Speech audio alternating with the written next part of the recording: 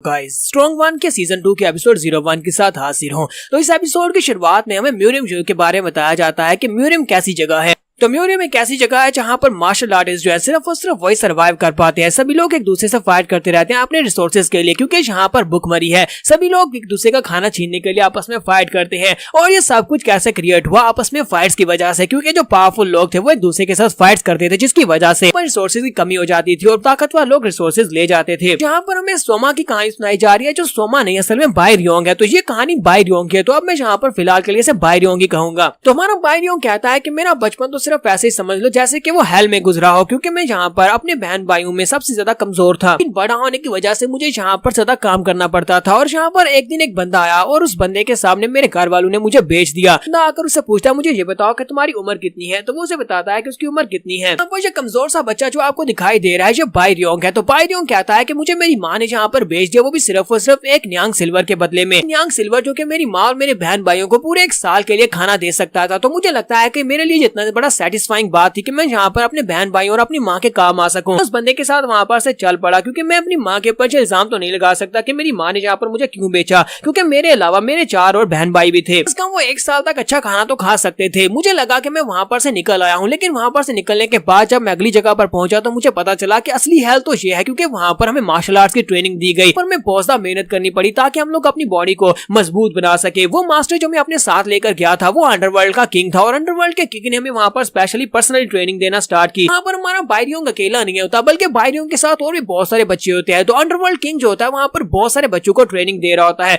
और वहाँ पर उनको एक पहाड़ी के ऊपर चढ़ने का कहा जाता है जहाँ पर नीचे पानी होता है। जो वहाँ पर से गिर गया वो मर गया, और सभी लोग ऊपर चढ़ रहे होते हैं। यहाँ पर हमारे बाई रियोंग के साथ उसके कुछ दोस्त होते हैं जो कि उसके पास से गिरते हैं। तो बाई रियोंग कहता है कि ये सभी लोग ऊपर से नीचे गिर रहे थे, और जहाँ पर से नीचे गिरकर इन सभी को मौत मिलती, जो कि उनके लिए मुक्ति के बराबर थी। ये हेल थी, और हेल में से बचने का सिर्फ एक ही तरीका था कि आप मर जाएं। लेकिन मैं यहाँ पर मरने की हिम्मत भी नहीं जुटा सकता था, क्योंकि मैं बहुत ज्यादा बुज़दिल था। मेरे साथ वहाँ पर जितने बच्चे थे, हम सभी लोगों के कोई भी नाम नहीं थे। हम सभी लोगों को वहाँ पर नंबर से बुलाया जाता था, और हम सभी नंबर्स में से आहिस्ता आहिस्ता ये नंबर्स काम होते गए। हमारे साथ जब वहाँ पर ट्रेनिंग आके बढ़ती गई, जितने दिन गुजरते गए उतने दिनों के साथ साथ मेरे दोस्त मरते गए।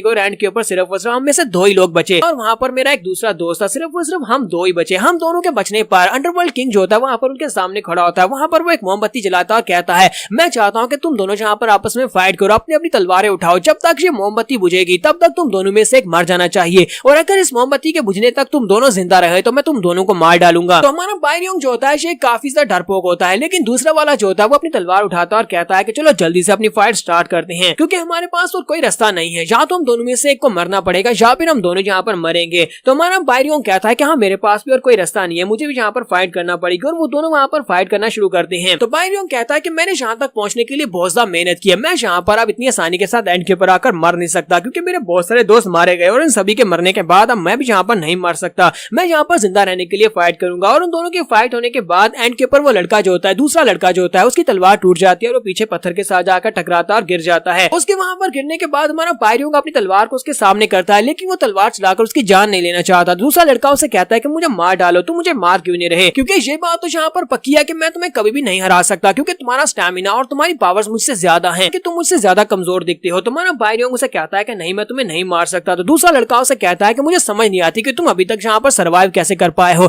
बाकी के सभी मारे गए, लेकिन सिर्फ और सिर्फ तुम और मैं यहाँ पर एंड पर बचे, और हम दोनों में सब यहाँ पर सिर्फ एक को जिंदा बचना है। अगर तुम्हारे अंदर इतनी हिम्मत नहीं है कि तुम यहाँ पर मुझे मार सको, तो मुझे खुद ये करना होगा, क्योंकि हम दोनों यहाँ पर दोस्त हैं, और मैं नहीं चाहता कि तुम यहाँ पर मरो। इसी वजह से मैं यहाँ पर खुद अपने आप को मारूंगा ताकि तुम यहाँ पर सर्वाइव कर सको। मैं चाहता हूँ कि तुम एंड को देखो। और इसी के साथ ही वो तलवार को पकड़कर अपनी गर्दन के ऊपर चला देता है और खुदकुशी कर लेता है। उसके मरने के साथ ही हमारा बाई रियोंग जो होता है वो यहाँ पर उस टेस्ट को पास कर लेता है, और बाकी के सभी बच्चों के मरने के बाद बाई रियोंग कहता है कि मैं यहाँ पर बच गया, लेकिन मुझे लगता है कि जैसे कि मैं अपने सभी दोस्तों की लाशों के ऊपर खड़ा हूँ। ये सारे के सारा किया धरा गोस्ट वैली वालों का है। तो नेक्स्ट सीन में गोस्ट वैली का दिखाया जाता है। तो हमारा बाई रियोंग जो होता है वहां पर से टेस्ट पास करने के बाद से गोस्ट वैली में लाया जाता है, जहां पर अंडरवर्ल्ड किंग जो होता है अपनी कुर्सी के ऊपर बैठा होता है। पर वीवी को भी दिखाते हैं। वीवी उस वक्त वहां के कैल्डर हुआ करती थी। तो वीवी उसे कहती है कि आज के बाद से हम तुम्हें यहाँ पर डार्क नाइट मून जो हमारी स्पेशल यूनिट है, जो के असैसिनेशन करती है, हम तुम्हें उसका चीफ बनाते हैं। इसी के साथ ही अंडरवर्ल्ड किंग जो होता है उसकी तलवार के ऊपर उसका नाम लिखता है और कहता है कि आज के बाद से तुम्हारा नाम बायरियोंग होगा। अंडरवर्ल्ड किंग उसे यहाँ पर एक तलवार देता है, उस तलवार को उसके पास फेंक देता है। तुम्हारा बायरियोंग जो है अब यहाँ पर स्पेशल यूनिट जिसे ये लोग असैसिनेट करने के लिए यूज करते हैं, यानी किसी को भी मरवाने के लिए स्पेशल यूनिट को यूज किया जाता है, वो उसका बन चुका है। तो नेक्स्ट में 5 साल के बाद का दिखाया जाता है। 5 साल के बाद हमारा बायरियोंग जो होता है याचा और अपने कुछ साथियों के साथ एक स्पेशल मिशन को पूरा करने के लिए जाता है। वो लोग यहाँ पर एक स्पेशल टारगेट को मारने के लिए आए होते हैं। तो यहाँ पर दरवाजे पर 2 गार्ड्स खड़े होते हैं, वो लोग बड़ी तेजी के साथ उनके पास से गुजर जाते हैं। एक गार्ड दूसरी तरफ देखता है और कहता है कि तुमने यहाँ पर कुछ देखा, कुछ नोटिस किया, यहाँ पर सभी क्या गुजर का गया? तो वो कहता है कि नहीं, मैंने कुछ भी नोटिस नहीं किया। और इसी के साथ ही दोनों की गर्दनें कट जाती हैं, क्योंकि वहां पर से गुजरते हुए उन लोगों ने अपनी तलवारें चलाई होती हैं, जिससे वो दोनों गार्ड्स मर जाते हैं। तो ये काम हमारे बायरियोंग का होता है। तो बायरियोंग बड़ी तेजी के साथ अपनी तलवार घुमाते हुए दोनों गार्ड्स को मार देता है। तो याचा कहता है क्या तुमने यहाँ पर नोटिस किया, हमारे चीफ बायरियोंग की तलवारबाजी कितनी ज्यादा कमाल किया, उसने यहाँ पर गुजरते गुजरते उन गार्ड्स को मार डाला। इन लोगों का टारगेट जो होता है वो फायर ड्रैगन स्वर्ड्समैन होता है। उसके हाथ में एक बड़ी सी तलवार होती है, वो अंदर अपने रूम में बैठा होता है। उसी वक्त उससे बाहर से आवाज आती है कि कुछ असैसिन यहाँ पर घुस चुके हैं। बायरियोंग सबसे आगे होता है और उसके साथ ही होते हैं। बायरियोंग अपने साथियों से कहता है कि हमारा यहाँ पर टारगेट ड्रैगन स्वर्ड्समैन है, तो हमें जाकर फायर ड्रैगन स्वर्ड्समैन का गला काटना है। तो याचा उसे कहता है कि मैं उसे मारूंगा और बड़ी तेजी के साथ वो आगे बढ़ता है। जब वो लोग वहाँ पर बाकी के सभी सोल्जर से फाइट करते हैं, इसी के साथ ही याचा उन सभी को पार करते हुए आगे निकल जाता है। याचा को यहाँ पर फायर ड्रैगन स्वर्ड्समैन को मारने की जल्दी होती है, तो वो जल्दी जाकर दरवाजे को किक मारता है, दरवाजे को तोड़कर जैसे वो अंदर घुसता है, इसी के साथ ही फायर ड्रैगन स्वर्ड्समैन जो होता है वो दरवाजे के पास ही छुपा होता है। वो अपनी तलवार लेकर उसकी गर्दन काटने के लिए उसके करीब पहुंच जाता है। उसकी तलवार जैसी याचा को काटने लगती है, इसी के साथ ही हमारा बायरियोंग जो होता है उसके सेंटर में आ जाता है। वहां पर आकर उसके अटैक को ब्लॉक करते हुए साथ ही अपनी तलवार को उसकी बॉडी के अंदर दंसा देता है। तो यहीं पर बायरियोंग उसे कहता है कि याचा हम लोग असैसिन है और एक छोटी सी गलती जहाँ पर एक असैसिन की जान ले सकती है, तो तुम्हें यहाँ पर अपने ध्यान के अपने काम के ऊपर फोकस करना चाहिए। याचा इस बात से बिल्कुल भी खुश नहीं होता। याचा कहता है कि मैं यहाँ पर अपने चीफ के एक बाल को भी टच नहीं कर सकता, जितने स्किल्स मेरे पास है मैं पता नहीं कब जाकर अपने चीफ बायरियोंग के करीब पहुंच पाऊंगा, क्योंकि चीफ बायरियोंग वाकई में बहुत ज्यादा कमाल के हैं। यहाँ पर बायरियोंग के साथ उसके जो बाकी साथी आए होते हैं वो लोग अपनी तलवारों की तरफ देख रहे होते हैं और कहते हैं कि हमारी तलवारों के ऊपर तो यहाँ पर खून के दाग भी नहीं लग पाया, क्योंकि चीफ ने यहाँ पर खुद ही सभी लोगों को मार दिया, हमें यहाँ पर अपनी तलवारें भी निकालने का मौका नहीं मिला। तो यहाँ पर से नेक्स्ट सीन में फिर से गोस्ट वैली का दिखाया जाता है। गोस्ट वैली का सीन दिखाते हैं जहाँ पर अंडरवर्ल्ड किंग जो होता है वो काफी बुरी हालत में होता है। उसकी हालत काफी ज्यादा खराब होती है, क्योंकि उसे एक स्पेशल बीमारी होती है जिसका इलाज नहीं होता। अपने रूम में होता है, वीवी उसके पास आती है, उसे कहती है कि मैं अंदर आ सकती हूँ, तो वो वहाँ पर खांस रहा होता है और उसे कहता है कि वीवी तुम अच्छी तरह से जानती हो कि मुझे एक ऐसी बीमारी है जिसका इलाज नहीं है। तुम्हें भी अच्छी तरह से पता है कि मैंने तुम्हें तब यहाँ पर एक्सेप्ट किया था अपनी गोस्ट वैली में जब तुम्हें कोई भी यहाँ पर जिंदा नहीं देखना चाहता था, और अब यहाँ पर मैं अपनी लीडर की पोजीशन तुम्हें सौंपना चाहता हूँ। मैं चाहता हूँ कि तुम यहाँ पर गोस्ट वैली की अगली लीडर बनो। वीवी से कहती है कि मैं आपकी काइंडनेस को कभी भी नहीं भूलूंगी और हमेशा इस बात को अपने दिल में याद रखूंगी। आपने मेरे पर कितना बड़ा एहसान किया है।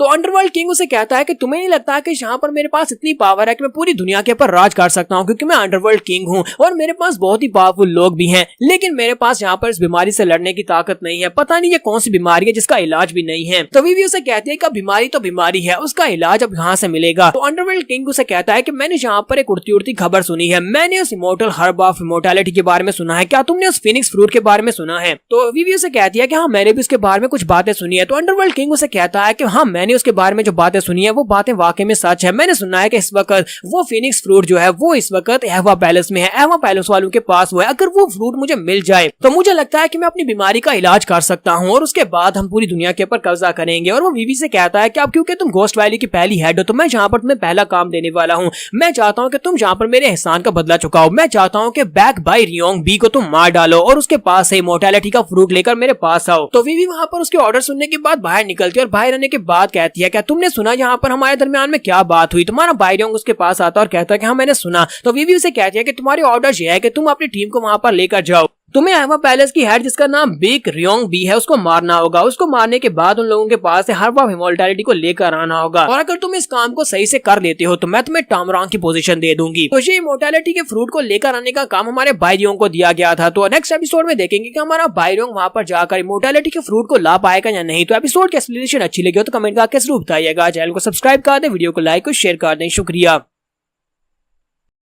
तो गाइस कैसे हैं आप सब लोग। द स्ट्रॉन्ग वन के एपिसोड 02 के साथ हाजिर हूं। तो लास्ट एपिसोड के एंड पे हमने देखा था अंडरवर्ल्ड किंग को एक बीमारी होती है। गोस्ट वैली का जो किंग होता है उसको एक बीमारी होती है और उस बीमारी का कोई इलाज नहीं होता। तो उसे लगता है कि वो एवा पैलेस में फ्रूट ऑफ इमोर्टैलिटी है, उसको खाने के बाद इमोर्टल हो सकता है, यानी कि इस बीमारी से बच सकता है। तो इसी वजह से वो वीवी से कहता है कि जाओ उस फ्रूट को मेरे लिए लेकर आओ। और वीवी आगे से जाकर डार्क मून नाइट का जो कैप्टन होता है यानी कि भाई रियोंग होता है, भाई रियोंग से कहते हैं कि तुम्हें पता है कि तुम्हें क्या करना है, कि तुम्हें जाकर एवा पैलेस की हेड रियोंग बी को मारना होगा जो कि बैकचुआ की मदर है। वहां पर से फ्रूट ऑफ इमोर्टैलिटी को लेकर आना होगा। तुम्हारा भाई रियोंग जहाँ पर उससे एक सवाल पूछता है, वो कहता है कि मैं तुमसे एक सवाल पूछना चाहता हूँ, मुझे ये बताओ कि बैक रियोंग बी को मारना क्या जरूरी है, क्या उसको मारे बिना जहाँ पर फ्रूट ऑफ इमोर्टैलिटी को नहीं लाया जा सकता। तो बीवी उसे कहती है कि नहीं, क्या तुम्हें लगता है कि तुम जहाँ पर रियोंग बी के जिंदा रहते हुए वहाँ पर से इमोर्टैलिटी का फ्रूट लाकर आ सकते हो? ऐसा बिल्कुल भी नहीं हो सकता। जब तक रियोंग बी जिंदा है तब तक कोई भी वहाँ पर से इमोर्टैलिटी के फ्रूट को नहीं ले सकता। इसलिए सबसे पहले तुम्हें वहाँ पर जाकर उसको मारना होगा और यहाँ पर तुम्हें इसके अलावा और कोई भी सवाल पूछने की इजाजत नहीं है। ये एक ऑर्डर है और तुम्हें इस ऑर्डर को फॉलो करना होगा। तो वो कहता है कि जैसा तुमने कहा बिल्कुल वैसा ही होगा, मैं जाकर रियोंग बी को मार डालूंगा और फ्रूट ऑफ इमोर्टैलिटी को लेकर वापस आऊंगा। इसके साथ ही वहाँ पर से चला जाता है और जाते हुए उसे कहता है कि मुझे टामरांग की पोजीशन बिल्कुल भी नहीं चाहिए। उसके जाने के बाद बीवी वहाँ पर सोच रही होती है, जरा देखो तो सही, मैं कब से इस लड़के को देख रही हूँ लेकिन ये लड़का कभी मेरी तरफ देखकर बात नहीं करता। आज भी यहाँ पर कितनी देर मुझसे इसने बात की लेकिन इसके बावजूद उसने मेरी तरफ देखा भी नहीं। ऐसे यहाँ से चला गया। तो माना जो भाई रियोंग होता है, भाई रियोंग अपने मिशन को पूरा करने के लिए निकल पड़ता है। एवा पैलेस के बाहर जो गांव होता है वहाँ पर पहुंचता है। वहाँ पर पहुंचने के बाद वो सबसे पहले यहाँ पर स्पाइंग का काम करने वाला है और देखने वाला है कि एवा पैलेस में कितने लोग हैं, क्योंकि ये एक असैसिन है। तो असैसिन का काम होता है कि वहाँ पर जाकर पूरी सिचुएशन को एनालाइज करने का। और वहाँ पर इसे काफी सारे मार्शल आर्टिस्ट दिखाई देते हैं। तो वो कहता है कि लगता है कि फ्रूट ऑफ इमोर्टैलिटी के बारे में खबर फैल चुकी है, इसी वजह से काफी मार्शल आर्टिस्ट यहाँ पर आ चुके हैं। ऐसे वो चलते हुए जा रहा होता है। इसी के साथ साइड के ऊपर से एक लड़की की आवाज आती है। एक लड़की उसे कहती है कि प्लीज यहाँ पर आओ, हमारी मदद करो, हमारी कार का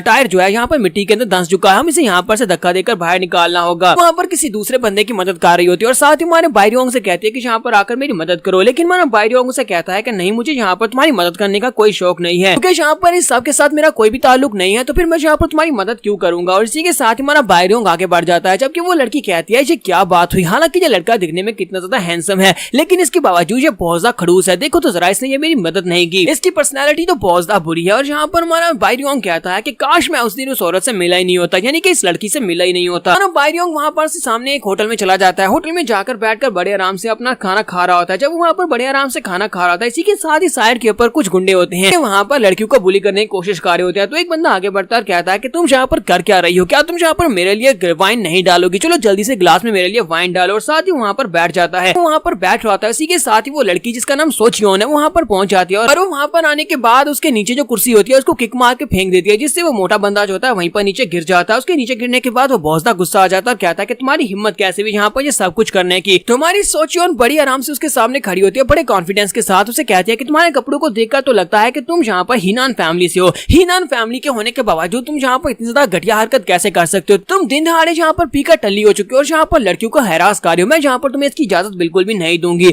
और हमारा भाई रियोंग वहीं पर बैठा होता है, वो ये सब कुछ देख रहा होता है। इसी के साथ ही सोचियोन की बात करने के बाद वहाँ पर कुछ और गार्ड्स होते हैं, वो जल्दी से अपनी तलवारें निकालते हैं और कहते हैं कि लगता है कि तुम्हें यहाँ से चला जाना चाहिए। तो वो गुंडा कहता है कि हाँ ठीक है, मुझे लगता है कि मुझसे गलती होगी, मैं जा रहा हूँ, अभी यहाँ से जा रहा हूँ। और वो अपने साथी को लेकर वहाँ से भागकर चला जाता है। उसके चले जाने के बाद हमारी जो सोचियोन होती है वो फिर से साइड के ऊपर देखते हैं तो उसे वहाँ पर हमारा भाई रियोंग दिखाई देता है। तो वो उसके पास आती है, टेबल पर हाथ मारती है और कहती है तुम्हें देखकर लगता है कि तुम काफी ज्यादा स्ट्रॉन्ग और तुम्हें देखकर लगता है कि तुम उसकी मदद कर सकते थे, लेकिन इसके बावजूद तुमने उसकी मदद क्यों नहीं की। तुम्हारा भाई रियोंग उसे कहता है कि मेरा उस लड़की से कोई ताल्लुक नहीं, तो फिर मैं यहाँ पर बीच में अपनी टांग क्यों उड़ाता। सोचियोन कहते हैं कि ये बंदा तो बहुत ज्यादा घटिया निकला, मुझे लगा था कि सिर्फ और सिर्फ एक ही बार इसने मेरे साथ इस तरह से बात की है, लेकिन ये दोबारा से उसी तरह से बात कर रहा है जैसे इसे इस बात से कोई फर्क नहीं पड़ता। तो सोचियोन जैसे वहाँ पर से बाहर की तरफ जा रही होती है, वहाँ पर कुछ और लोगों को दिखाते हैं। वो लोग सोचियोन को देखकर वहाँ पर हंसना शुरू कर देते हैं। यहीं पर से बाहर का सीन दिखाते हैं जहाँ पर एक छोटी लड़की रो रही होती है। वहाँ पर एक छोटी चिड़िया जो होती है वो नीचे गिरी पड़ी होती है और वो लड़की जो होती है उस चिड़िया को देखकर रो रही होती है, क्योंकि उस चिड़िया के बच्चे का जो पाँव होता है वो टूट चुका होता है। तो हमारी सोचियोन उसके पाँव के ऊपर पट्टी करती है और साथ ही उसे उठाकर कहती है मैं इसे ऊपर रख देती हूँ। तो वहाँ पर नीचे एक टेबल रखती है और उस चिड़िया के घोंसले के ऊपर जो कि छत के ऊपर होता है उसे उसके अंदर रखने की कोशिश कर रही होती है। वो सभी बच्चे वहीं पर खड़े होते हैं और उसे देख रहे होते हैं, उसे चीयर कर रहे होते हैं।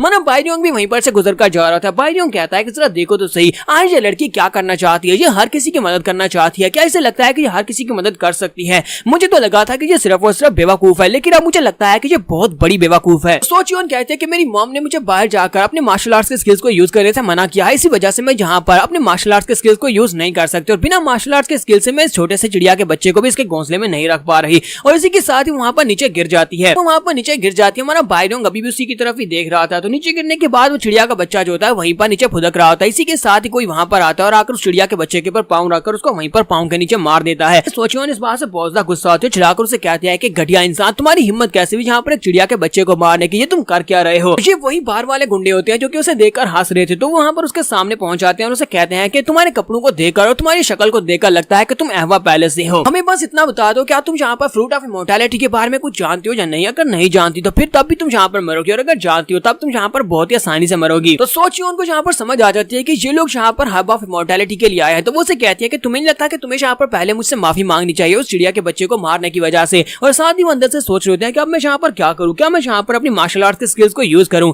लेकिन मैं यहाँ पर खड़ी नहीं हो पाऊंगी, गिरने की वजह से मेरे पाँव में मोच आ गया जिसकी वजह से मेरा पाँव सूज चुका है। तो उसके सामने जो बंदा खड़ा होता है वो उसे कहता है कि तुम्हें लगता है कि मैं यहाँ पर तुमसे माफी मांगूंगा, क्या लगता है कि तुम यहाँ पर मुझे पहचान नहीं पा रही कि मैं कौन हूँ, तुम्हें यहाँ पर मेरे बारे में पता होता कि मैं कौन हूँ तो फिर तुम यहाँ पर मेरे सामने इस तरह बिहेव नहीं करती। तुम्हारा भाई जो कहता है कि मेरा इस सबसे कोई भी ताल्लुक नहीं है। वो ये देखने के बाद पीछे की तरफ मुड़ जाता है और कहता है कि सबसे मेरा क्या ही ताल्लुक हो सकता है, मैं यहाँ से चला जाता हूँ, क्योंकि वो लड़की अगर जिंदा रहती है तो मुझे इस बात से फर्क नहीं पड़ता, अगर मरती है तब भी फर्क नहीं पड़ता। तो इसी के साथ ही वो बंदा जो होता है अपनी तलवार निकालता है और उस तलवार को चला देता है और कहता है कि मैं गोस्ट वैली का एक असैसिन हूँ, मेरा नाम टैमरांग है। टैमरांग क्लैन का एक बंदा होता है और वो अपनी तलवार को घुमाते हुए जैसे उसके ऊपर अटैक करता है, इसी के साथ उसकी तलवार वहीं पर रुक जाती है क्योंकि हमारा बाइडोंग वहां पर नीचे पहुंच जाता है। वो अपनी तलवार के साथ उसके अटैक को ब्लॉक करता है। ये देखकर सोचियोन और वो सभी लोग भी काफी ज्यादा हैरान हो जाते हैं। तुम्हारा बाइडोंग कहता है तुमने कहा कि तुम टैमरांग हो। साथ ही हमारा बाइडोंग जो होता है सोचियोन की तरफ देखता है और कहता है कि मुझे लगता है कि तुम्हारे पास से मुझे बेवकूफी का कीड़ा लग गया है, क्योंकि तुम यहाँ पर सभी की मदद करते हो और इसी वजह से अब मुझे भी यहाँ पर तुम्हारी मदद करनी पड़ रही है। बाइडोंग वहाँ पर उन सभी लोगों की तरफ दोबारा देखता है और गुस्से के साथ उन सभी से कहता है कि यहाँ से दफा हो जाओ। जब वो अपनी पावर्स को रिलीज करता है तो उसके प्रेशर की वजह से वो सभी लोग बहुत ज्यादा घबरा जाते हैं और कहते हैं कि ये लड़का तो एक मार्शल आर्टिस्ट है, हम लोग इसका मुकाबला बिल्कुल भी नहीं कर पाएंगे, क्योंकि इसके सिर्फ और सिर्फ गोर का देखने की वजह से हमारी सांसें बंद हो रही हैं, चलो यहाँ से निकल जाते हैं। और वो सभी लोग वहाँ से भाग जाते हैं। उन सभी के वहाँ से भाग जाने के बाद सोचियोन हमारे बाइडोंग से कहती है तो तुम एक मार्शल आर्टिस्ट हो। तुम्हारा बाइडोंग से कहता है कि तुम भी तो एक मार्शल आर्टिस्ट हो, लेकिन तुम यहाँ पर नौटंकी कर रहे हो कि तुम्हें मार्शल आर्ट्स के बारे में कुछ भी नहीं पता। अब मुझे लगता है कि तुम्हें यहाँ पर दोबारा से अपनी मार्शल आर्ट्स को यूज करना चाहिए, क्योंकि यहाँ पर इस जगह के ऊपर जिंदा रहना बहुत ज्यादा मुश्किल है और अगर तुम यहाँ पर इसी तरह केयरलेस रहोगी तो फिर यहाँ पर किसी के हाथों से मारी जाओगी। अब मैं यहाँ से जा रहा हूँ। तो जैसे वहाँ से जाने लगता है तो उसी के साथ सोचियोन उठकर खड़ी हो जाती है और कहती है अगर तुम यहाँ पर ज्यादा बिजी नहीं हो तो क्या तुम यहाँ पर मेरी मदद कर सकते हो, क्योंकि मैं चल नहीं सकती। बाइडोंग से कहता है कि मैं यहाँ पर तुम्हारी मदद क्यों करूंगा, तुम खुद अपनी मदद करो। इसी के साथ ही सोचियोन नीचे गिर जाती है। तुम्हारा बाइडोंग से कहता है कि अच्छा ठीक है मैं तुम्हारी मदद कर देता हूँ। तो वो उठकर उसके पास आता है। जब वो उसके पास आता है तो उसे कहता है कि लड़की तुम वाकई में बहुत ज्यादा बुरी हो। तुम्हारा बाइडोंग से उठाता है और केव के अंदर ले जाता है। उस केव के अंदर रात के वक्त वो उससे पूछता है मुझे ये बताओ कि तुम अपनी मार्शल आर्ट्स की टेक्निक्स को क्यों नहीं यूज कर रही थी। तो वो कहते हैं कि मेरे पास कोई स्पेशल रीजंस तो नहीं है कि मैं यहाँ पर क्यों अपनी मार्शल आर्ट्स को यूज नहीं कर रही थी, क्योंकि मेरे पास जो मार्शल आर्ट्स के स्किल्स हैं मुझे लगता है कि वो यहाँ पर इतने बेहतर नहीं है, इसी वजह से मैं यूज नहीं कर रही थी। तो सोचिए उनसे कहते हैं कि मैं यहाँ पर तुम्हें थैंक यू बोलना चाहती हूँ, तुमने यहाँ पर मेरी जान बचा दी है, तुम्हारी वजह से मेरी जान बची है, तो इसी वजह से तुम्हारा बहुत बहुत शुक्रिया। तुम्हारा सोमा इसी के साथ जल्दी से उसके सामने आकर खड़ा हो जाता है। तो वो बहुत ज्यादा घबरा जाती है और कहती है कि ये क्या तुम मेरे पास क्यों आ रहे हो, तुम मुझसे क्या चाहते हो। यहाँ पर हम लोग अपनी एपिसोड 02 का एंड करेंगे और नेक्स्ट एपिसोड में हम लोग इस लव स्टोरी को आगे बढ़ाएंगे। तो एपिसोड की एक्सप्लेनेशन अच्छी लगी हो तो कमेंट करके जरूर बताइएगा। चैनल को सब्सक्राइब कर दे, वीडियो को लाइक और शेयर कर दें। शुक्रिया। तो लास्ट एपिसोड के एंड पे हमने देखा था कि हमारा बाइडोंग जो होता है वो अपने साथ सोचियोन को उठाता है और उसे केव के अंदर ले जाता है। वहां पर ले जाने के बाद वो रात के वक्त उसकी तरफ आगे बढ़ता है तो वो काफी ज्यादा घबरा जाती है और कहती है कि तुम मेरे से क्या चाहते हो, तुम आगे क्यों बढ़ रहे हो। तो हमारा बाइडोंग जो होता है उसके पाँव की तरफ देख रहा होता है और कहता है कि इसकी चोट काफी ज्यादा बुरी है, क्योंकि इसके लिगामेंट्स जो है वो काफी बुरी तरह से रप्चर हुए हैं। यहाँ पर इसको सही नहीं किया गया, इसको ठीक नहीं किया गया, इसका ट्रीटमेंट नहीं किया गया, तो इसकी जो ब्लड वेसल्स है वो क्लॉट हो जाएंगे और इसका पाँव जो है वो काटना पड़ेगा। तो हमारा बाइडोंग उसे कहता है कि अगर तुम्हारे पाँव की यानी एंकल को भी ठीक नहीं किया गया तो फिर तुम्हारा पाँव काटा जा सकता है, यानी कि इसको काटना पड़ेगा।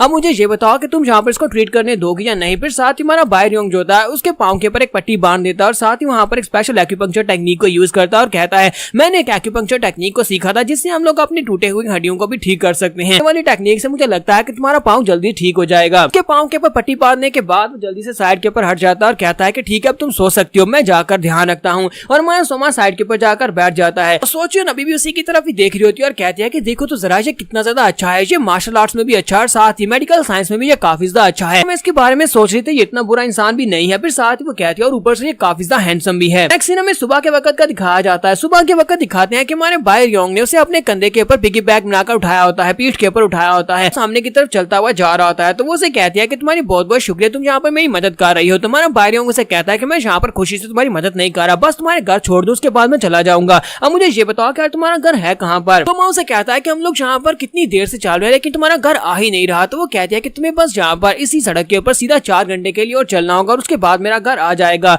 तो हमारा सोमा उसे कहता है कि अच्छा मुझे ये तो बताओ कि तुम्हारा पाँव कैसा है, जरा देखो तो सही, कहीं तुम्हारा पाँव ठीक हो गया और तुम चलने लायक हो गई हो तो फिर नीचे उतरो और चलो। तो वो कहती है नहीं नहीं मेरा पाँव अभी ठीक नहीं है। साथ ही वो अपने पाँव की तरफ देख रही होती है कि उसका पाँव बिल्कुल ठीक हो चुका होता है, लेकिन वो बाई रियोंग की कमर के ऊपर से नहीं उतरना चाहती। इसी वजह से वो उसे कहती है कि मेरा पाँव बिल्कुल भी ठीक नहीं है, ये बहुत ज्यादा दर्द कर रहा है, तो तुम इसी तरह चलते रहो। बाई रियोंग फिर से पूछता है मुझे ये बताओ कि कितना रह गया है। तो वो कहती है कि बस यहाँ पर वो थोड़ा सा रह गया, बहुत ही जल्दी हम लोग वहाँ पर पहुंचने वाले हैं। बाई रियोंग एक जगह के ऊपर जाकर रुक जाता है और कहता है कि मिस मुझे लगता है कि तुम यहाँ पर मुझसे झूठ बोल रही हो, जरा पर सच्ची बताओ कि वाकई में यहाँ पर तुम्हारा कोई घर है भी या नहीं। तो सोचियोन उसे कहती है कि वहाँ पर सामने देखो मेरा घर आ गया, मैं इसे देख सकती हूँ। बाई रियोंग कहता है क्या ये तुम्हारा घर है। तो वो सामने देखता है तो उसके ऊपर एहवा पैलेस लिखा होता है, तो वो एहवा पैलेस में ही रहती है। तुम्हारा सोमा नहीं सॉरी बाई रियोंग कहता है तो एहवा पैलेस है, क्या तुम एहवा पैलेस में रहती हो। तो वो उसे कहते हैं कि हाँ मैं एहवा पैलेस में ही रहती हूँ, क्या इस बात से कोई मसला है, क्या तुम्हें इस बात से मसला है कि मैं एहवा पैलेस में रहती हूँ। इसी के साथ ही वो जंप करते हुए नीचे उतर आती है। जब वो नीचे उतरती है तो उसी वक्त लड़कियां भागती हुई उसके पास आती है और कहती है कि हमारी यंग लेडी आप कहाँ पर चली गई थी, हम लोग बहुत ज्यादा परेशान हो गए थे, हमारी मिस्ट्रेस भी बहुत ज्यादा परेशान हो गई थी। तो कहते हैं कि प्लीज मुझे माफ करना, मैं थोड़ी सी लेट हो गई। रियोंग जब वहाँ पर सुनता है कि ये इस यंग लेडी कह रही है तो वो कहती है कि इसका मतलब यह है कि ये एहवा पैलेस की सेकंड मिस है। तो सोचियोन हमारे बाई रियोंग से कहते हैं कि मुझे ये बताओ कि मैं यहाँ पर तुम्हारी इस काइंडनेस का बदला कैसे चुकाऊं, मैं तुम्हारे इस एहसान का बदला कैसे चुकाऊंगी। तो हमारा बाई रियोंग से कहता है कि नहीं तुम्हें यहाँ पर एहसान का बदला चुकाने की जरूरत नहीं है, बस ठीक है मैं यहाँ से जा रहा हूँ। और साथ ही वो कहता है कि मुझे इस पैलेस के बारे में ये बताया गया है कि मेरा टारगेट बैक रियोंग बी है और उसकी 2 बेटियां हैं, एक का नाम बैक चुआ है और बड़ी वाली का नाम बैक सोचियोन है। तो सोचियोन अभी भी उसे कह रही होती है कि प्लीज मेरे साथ अंदर आओ, मैं तुम्हें यहाँ पर एक कप कॉफी पिला सकती हूँ या फिर तुम्हें यहाँ पर पानी पिला सकती हूँ, मेरे साथ तो आ जाओ। तो वो कहता है नहीं नहीं मैं यहाँ पर ये सब कुछ नहीं कर सकता, मुझे यहाँ से जाना है क्योंकि मुझे काफी ज्यादा जल्दी। और साथ ही वो सोच रहा था कि मैं यहाँ पर डार्क मून नाइट का कैप्टन हूँ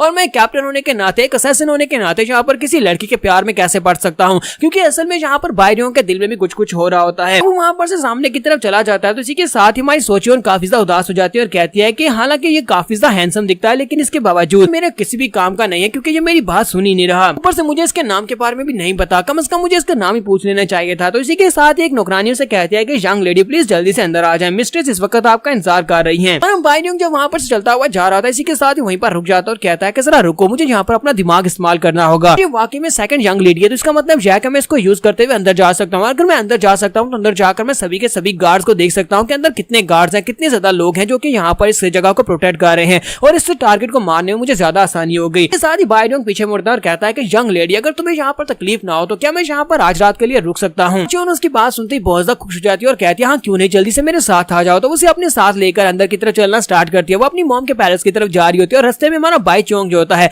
बाई रियोंग जो होता है वो रास्ते में वहाँ पर सभी गार्ड्स को काउंट कर रहा होता है। वो कहता है कि अभी तक यहाँ पर पूरे 137 स्टेप्स हुए हैं गार्डन से लेकर यहाँ तक और यहाँ पर अभी तक सिर्फ और सिर्फ 33 गार्ड्स हैं, यानी कि गार्ड्स काफी ज्यादा है। यहाँ पर गार्ड्स हैं वो सारी की सारी फीमेल हैं, ये सारी की सारी लड़कियां हैं। तो मुझे नहीं लगता कि इनमें से कोई भी यहाँ पर इतनी पावरफुल है कि मेरे अटैक को ब्लॉक कर सके। अगर मैं यहाँ पर असैसिनेशन अटेम्प्ट करूँ तो मुझे लगता है कि मैं यहाँ पर बड़ी आसानी से यंग बी को मार सकता हूँ। इसके साथ उन लोगों ने जहाँ पर उस तालाब के नीचे एक कमरा बनाया था, खुफिया कमरा, जहाँ पर हर्ब ऑफ इमॉर्टैलिटी पड़ी हुई है, वो उसे वहाँ पर भी लेकर जाती है और कहती है कि इस जगह को हम लोग सिर्फ और सिर्फ फैमिली वालों को ही दिखाते हैं और किसी को भी यहाँ पर आने की इजाजत नहीं है, सिर्फ और सिर्फ तुम्हें ये जगह दिखा रही हूँ। तो हमारा सोमा कहता है तो काफी ज्यादा अजीब है क्योंकि यहाँ पर काफी ज्यादा गार्ड्स हैं, ये यहाँ पर सिर्फ और सिर्फ एक नदी और इस नदी के किनारे इतने ज्यादा गार्ड्स का क्या काम है, समझ नहीं आ रही कि यहाँ पर इतने गार्ड्स क्यों हैं। मुझे लगता है कि वहाँ पर नीचे कुछ ना कुछ तो है। तो वो अपने पास एक बीड निकालता है और उसे सामने गैज़बो की तरफ फेंक देता है। तो वो बीड उड़ता हुआ सीधा जाकर पिलर के साथ टकराता है और वहाँ पर ग्राउंड के ऊपर गिरता है। जब वो ग्राउंड के ऊपर गिरता है तो इसी के साथ उसे नीचे से खनकने की आवाज आती है। तो हमारा बाई रियोंग कहता है कि मुझे लगता है कि वहाँ पर नीचे कोई खुफिया कमरा है जिसके खनकने की मुझे आवाज आ रही है। तो इसका मतलब यह है कि इस नदी के नीचे कुछ ना कुछ तो है जो छुपाया जा रहा है। तो सोचियो जब हमारे बाई रियोंग को अपने साथ लेकर पैलेस की तरफ जा रही होती है तो उसकी मॉम वहाँ पर रास्ते में आ जाती है। वो रास्ते में अपने साथ बैकचुआ को लेकर आती है। तो जैसे वो लोग वहाँ पर पहुंचते हैं तो उसे कहती है तो फाइनली तुम यहाँ पर अपने साथ किसी लड़के को घर लेकर आई हो।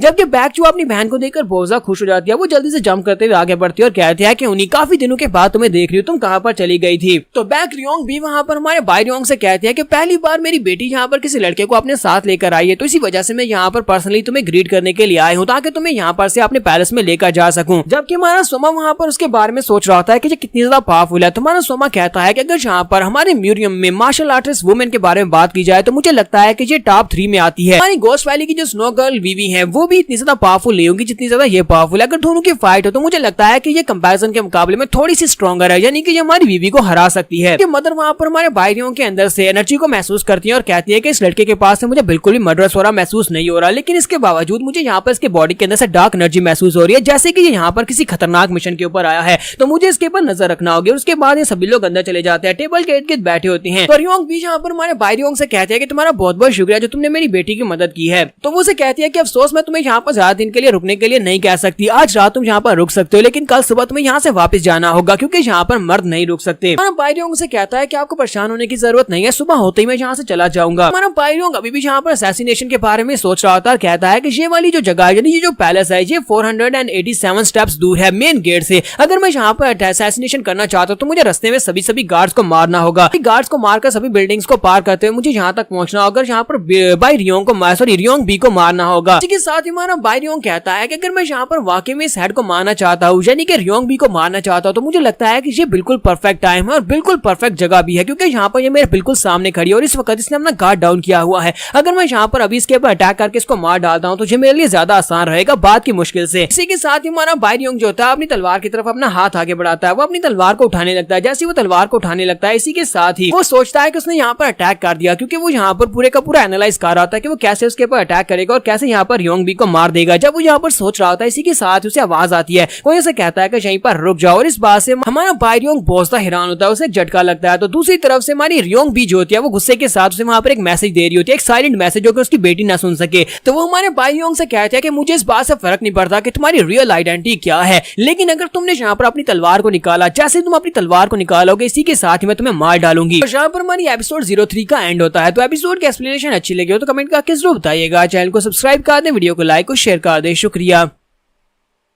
तो लास्ट एपिसोड के एंड पे हमने देखा था कि जहाँ पर भाई रियोंग जो होता है अपनी तलवार को उठाकर वहाँ पर रियोंग बी को मारने की कोशिश करने लगा होता है, लेकिन उससे पहले रियोंग बी जो होती है उसे वहाँ पर धमकी देती है और कहती है कि अगर तुमने अपनी तलवार को उठाया तो मैं तुम्हें यहीं पर मार डालूंगी। तो हमारा भाई रियोंग कहता है कि मुझे समझ नहीं आ रही कि इसने यहाँ पर इसे डिटेक्ट कैसे कर लिया, क्योंकि मैंने यहाँ पर अपने मर्डर सोरा को बहुत ही अंदर तक छुपा कर रखा हुआ है, लेकिन इसने यहाँ पर बड़ी आसानी के साथ मेरे मर्डर सोरा को पहचान लिया। इसका मतलब यह है कि मैंने यहाँ पर एक बहुत बड़ी गलती कर दी, मैं यहाँ पर इसे इतनी आसानी से नहीं मार पाऊंगा। तो वह अपनी तलवार उठाता है, साथ उठकर खड़ा हो जाता है और उसे कहता है अगर यहाँ पर आप मुझे माफ करे तो मैं जाकर सोना चाहता हूँ, क्योंकि मैं काफी ज्यादा थका हुआ हूँ। आज पूरा दिन आपकी बेटी को कमर पर उठाकर मैं थक गया हूँ। इसके साथ ही हमारा भाई रियोंग वहाँ पर से वापस की तरफ मुड़ जाता है, अपने रूम की तरफ चला जाता है, जबकि उसकी बेटी सोचियोन उसे कहते हैं कि ये बंदा वाकई में बहुत ज्यादा बोरिंग है। उसकी मॉम यहाँ पर सोच रही होती है कि मुझे समझ नहीं आ रही कि इस लड़के ने यहाँ पर मुझे भी काफी ज्यादा हैरान कर दिया है। क्या इसने वाकई में मेरे मैसेज को सुना नहीं? जब मैंने इससे बात की, यानी कि इसे मैंने धमकी दी, क्या इसने मेरी धमकी को सुना नहीं? अब फिर इसने मेरी धमकी को सुना है और इसके बावजूद यहाँ पर नौटंकी कर रहा है कि इसने उसको सुना नहीं। तो भाई रियोंग के वहाँ पर चले जाने के बाद उसकी मॉम से कहती है सोचियोन मुझे ये बताओ क्या तुम इस लड़के को पसंद करती हो? तो सोचियोन कहती है कि मॉम ये क्या बात कर रही है, फिर साथ में शर्माना शुरू कर देती है और कहती है कि मैं इस बारे में श्योर नहीं हूँ, लेकिन ये लड़का काफी ज्यादा हैंडसम है, तो आप जैसा कह सकती हैं कि मैं इसे पसंद कर सकती हूँ। भाई रियोंग जो था अपने रूम में जाकर बैठ जाता है। अपने रूम में बैठने के बाद वो कहता है कि एक बंदा छत के ऊपर है, 2 बंदे बाहर है और इसके अलावा 3 बंदे झाड़ियों में छुपे हुए हैं। इसके अलावा 4 लोग ऐसे हैं जो कि मेन बिल्डिंग के रास्ते में है, यानी कि 4 गार्ड्स वहाँ पर रास्ते में खड़े हैं, जो रास्ता रियोंग बी के पैलेस की तरफ जाता है। रात के 12 बज चुके हैं, लेकिन अभी भी रियोंग बी जाग रही है। मुझे लगता है कि वो जानबूझकर जाग रही है ताकि वो यहाँ पर मेरे पर नजर रख सके। वो भी अपनी बेटी से बात कर रही है, लेकिन असल में उसकी नजर मेरे ऊपर है, इसी वजह से उसने गार्ड्स को यहाँ पर मेरे घर के बाहर छोड़ा हुआ है। तो भाई रियोंग कहता है कि मैं यहाँ पर क्या करूँ, क्या मैं उसके सोने का इंतजार करूँ या फिर अभी उसके ऊपर अटैक करूँ? फिर साथ ही वो कहता है कि मुझे लगता है कि मुझे अभी अटैक करना चाहिए, क्योंकि इस वक्त वो अपनी बेटी के साथ है और अपनी बेटी के सामने वो ज्यादा मार्शल आर्ट्स को यूज नहीं कर पाएगी। अगर मैंने यहाँ पर उस बेटी को बंदी बना लिया तो फिर यहाँ पर उसको मारना मेरे लिए ज्यादा आसान हो जाएगा।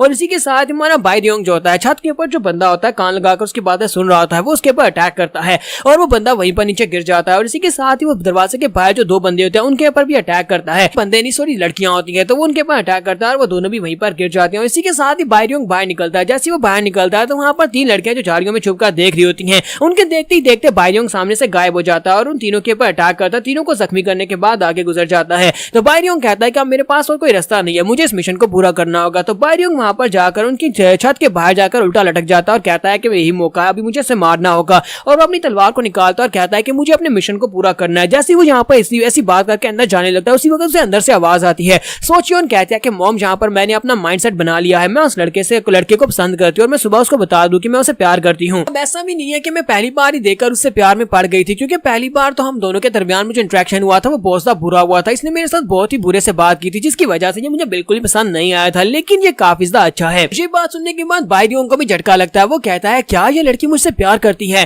फिर साथ ही वो कहता है कि मैं एक असैसिन हूँ, एक असैसिन किसी के प्यार में नहीं पड़ सकता क्योंकि प्यार कमजोरी होती है। कहता है कि मुझे यहाँ पर अपने काम को पूरा करना है, लेकिन मुझे यहाँ पर आज अपनी तलवार बहुत ज्यादा भारी लग रही है। तो वो कहता है कि मुझे यहाँ पर अपनी तलवार उठाई नहीं जा रही। फिर से सोचियोन की आवाज आती है। सोचियोन अपनी मदर से कहती है कि मदर, मैं इस बारे में श्योर हूँ कि मुझे यहाँ पर अपनी फीलिंग्स के बारे में अच्छी तरह से पता है। मुझे लगता है कि आप जब पहली बार हमारे फादर से मिली थी उस वक्त आपकी भी यही फीलिंग होगी, आपको भी उससे प्यार हुआ था, मेरे हमारे फादर से प्यार हुआ था। जबकि उसकी मदर जो होती है उसका ध्यान अभी भी बाहरियों के ऊपर होता है क्योंकि उसे पता होता है कि वो घर के बाहर है। तो वो कहती है कि मैं यहाँ पर उसे महसूस कर सकती हूँ कि वो यहीं पर बाहर है और बस वो अपनी तलवार निकालने की देरी है, कब वो यहाँ पर अपनी तलवार निकाले और मैं उसे मार डालूं। तो रियोंग भी वहाँ पर सोच रही होती है कि ये अपनी तलवार क्यों नहीं निकाल रहा है, ये अपनी तलवार निकालने में झिझक क्यों रहा है। अगर ये असैसिन है तो इसे अभी तक यहाँ पर आकर अटैक कर देना चाहिए था। क्या ये यहाँ पर मेरे डर की वजह से ये नहीं कर रहा क्योंकि इसे पता है कि अगर मुझसे फाइट करेगा तो हार जाएगा, या फिर मेरी बेटी की वजह से ये नहीं कर रहा क्योंकि हो सकता है कि सिर्फ मेरी बेटी से प्यार हो गया हो। और इसी के साथ हमारा बायरियोंग वहाँ पर से भाग जाता है और कहता है कि मुझे लगता है कि ये मिशन आज पॉसिबल नहीं है, आज यहाँ पर योंगबी को मारना बिल्कुल ही पॉसिबल नहीं है क्योंकि इस वक्त मेरे माइंड की स्टेट बिल्कुल भी ठीक नहीं है। मुझे लगता है कि मैं काफी ज्यादा कंफ्यूज हो रहा हूँ। फिलहाल के लिए मैं आधे मिशन को पूरा कर लेता हूँ, मैं जाकर वहाँ पर से टैलेंटी के फ्रूट को ले लेता हूँ, चलो आधा मिशन तो पूरा हो ही जाएगा। हमारे बायरियोंग के वहाँ चले जाने के बाद सोचियोन अभी भी यहाँ पर उसकी तारीफें की जा रही होती है। तो उसकी मॉम उसे कहती है कि मुझे लगता है कि तुम्हें जाकर उस लड़के को देखना चाहिए। जब तुम यहाँ पर बातें कर रही थी उस वक्त वो लड़का यहाँ पर बाहर पहुंचा था और उसके हाथ में तलवार थी और मड्रेसोरा रिलीज कर रहा था, जैसे कि वो यहाँ पर हमें मारने के लिए आया है। ये बात तो बिल्कुल क्लियर है कि वो लड़का यहाँ पर हमें मारने के लिए आया है। इस वक्त वो हमारे अंडरग्राउंड रूम की तरफ जा रहा है जहाँ पर इमॉर्टैलिटी का फ्रूट रखा गया है। मुझे लगता है कि वो एक चोर है या फिर एक असैसिन है। सुनने के बाद सोचियोन भी काफी ज्यादा हैरान हो जाती है। तो उसकी मदर उसे कहती है मैं चाहती हूँ कि तुम जाकर उसे रोको क्योंकि अगर तुम उसे रोकोगी तो वो जिंदा बचेगा, लेकिन अगर मैं वहाँ पर जाऊंगी तो फिर तो वो पक्का मरेगा। सोचियोन अपनी मॉम से कहती है कि मॉम आपको वहाँ पर जाने की जरूरत नहीं है, मैं जाकर खुद से हैंडल कर सकती हूँ। और इसी के साथ ही वो जल्दी से भागती हुई अपनी उस लेक की तरफ जाती है जहाँ पर उन लोगों ने सीक्रेट रूम बनाया हुआ है। तो रास्ते में जाते हुए उसे वहाँ पर अपनी गार्ड दिखाई देती है, बायरियों के घर के बाहर तैनात थी। वो सारी की सारी वहाँ पर बुरी हालत में, जख्मी हालत में पड़ी होती है, लेकिन उनमें से कोई मरी नहीं होती। तो वो कहते चलो शुक्र है कि उसने किसी की जान नहीं ली, इन सभी को जानबूझकर उसने ऐसी जगह पर मारा है जहाँ पर ये जान से ना मरे। इसके साथ ही वो कहते हैं कुछ ऐसा मत कर देना जिसको रिवर्स ना किया जा सके, और वो बड़ी तेजी के साथ भागती हुई लेक की तरफ जाती है। तो गैज़ीवू का सीन दिखाते हैं जहाँ पर हमारा जो बायरियोंग जो होता है, बायरियोंग वहाँ पर से पत्थर को हटाता है, वहाँ पर नीचे सीक्रेट डोर होता है। तो वो कहता है कि यहाँ पर तो वाकई में एक सीक्रेट रूम है। वो अंदर जाने लगता है। इसी वक्त चियोन वहाँ पर पहुंच जाती है और उसे कहती है कि यहीं पर रुक जाओ कि अगर तुम वहां पर अंदर जाना चाहते हो तो अंदर जाने से पहले तुम्हें यहाँ पर मुझे मारना होगा, अगर तुम मुझे मार दोगे तभी तुम अंदर जा पाओगे। बायरियोंग से कहता है कि तुम्हें लगता है कि मैं यहाँ पर जान से नहीं मार सकता, कि हम दोनों एक दूसरे को थोड़ा सा जानते हैं, क्या तुम्हें लगता है कि सिर्फ और सिर्फ थोड़ा सा जानने की वजह से मैं तुम्हें जान से नहीं मारूंगा। मैं एक असैसिन और एक असैसिन हमेशा एक असैसिन ही रहता है। तब के सोचियोन से कहते हैं कि मुझे मार कर दिखाओ, अगर तुम्हें लगता है कि तुम मुझे मार सकते हो तो फिर मुझे मार कर दिखाओ। और इसी के साथ ही सोचियोन उसके ऊपर अटैक करने के लिए आगे बढ़ती है और कहती है या तो फिर तुम मुझे मारो या फिर तुम मेरे हाथों से मरोगे। और इसी के साथ ही वो अपनी स्पेशल टेक्निक को यूज करते हुए उसके ऊपर अटैक करती है। जबकि दूसरी तरफ से बायरियोंग भी अपनी तलवार को घुमाता है और उसके ऊपर अटैक करना स्टार्ट करता है और कहता है कि एक असैसिन हमेशा एक असैसिन ही रहता है, चाहे कुछ भी हो जाए। और इसी के साथ ही वो अपनी तलवार को उसकी बॉडी के अंदर दंसा देता है। जब बायरियोंग यहाँ पर रुथलेसली अपनी तलवार को उसकी बॉडी के अंदर दंसा देता है तो सोचियोन को भी यहाँ पर इस बात से काफी बड़ा झटका लगता है। सोचियोन को लगा था कि यहाँ पर उसे जान से नहीं मारेगा। तो बायरियोंग उसे कहता है कि क्या तुम यहाँ पर यह सोच रही थी कि मैं तुम्हें नहीं मारूंगा, क्योंकि एक असैसिन हूँ और असैसिन का काम ही यहाँ पर लोगों को मारना होता है। तो जब वो वहाँ पर अपनी तलवार को उसकी बॉडी के अंदर दंसा कर खड़ा होता है, इसी के साथ उसकी मदर वहाँ पर पहुंच जाती है। तो रियोंग भी वहां पर आती है और कहते हैं कमीने कहीं कि तुम्हारी हिम्मत कैसी मेरी बेटी को मारेगी। जब वहां पर जबरदस्त लैंडिंग मारती है तो हमारा भाई रियोंग जो होता है पीछे की तरफ गिर जाता है। उसके गिरने के बाद रियोंग भी जो होती है अपनी बेटी के पास वहीं पर बैठ जाती है और उसको देखकर साथ बहुत ज्यादा गुस्सा हो जाती है और कहती है कि आज तुम यहाँ पर मेरे हाथ से बिल्कुल भी नहीं बचोगे। पहले मैं यहाँ पर तुम्हें सिर्फ और सिर्फ इसलिए छोड़ी थी कि मेरी बेटी तुम्हें पसंद करती है। इसी के साथ ही वहाँ पर कुछ और गार्ड्स भी आ जाते हैं। तो ये स्पेशल 8 सोल्जर्स होते हैं जो कि हवा पैलेस के प्रोटेक्टर्स होते हैं और वो लोग वहाँ पर आकर उसके ऊपर अटैक करना स्टार्ट करते हैं। सभी लोग एक साथ उसके ऊपर अटैक कर रहे होते हैं, जबकि मदर काफी ज्यादा गुस्से में आगे बढ़ती है और कहती है कि तुम सभी लोग साइड के ऊपर हट जाओ,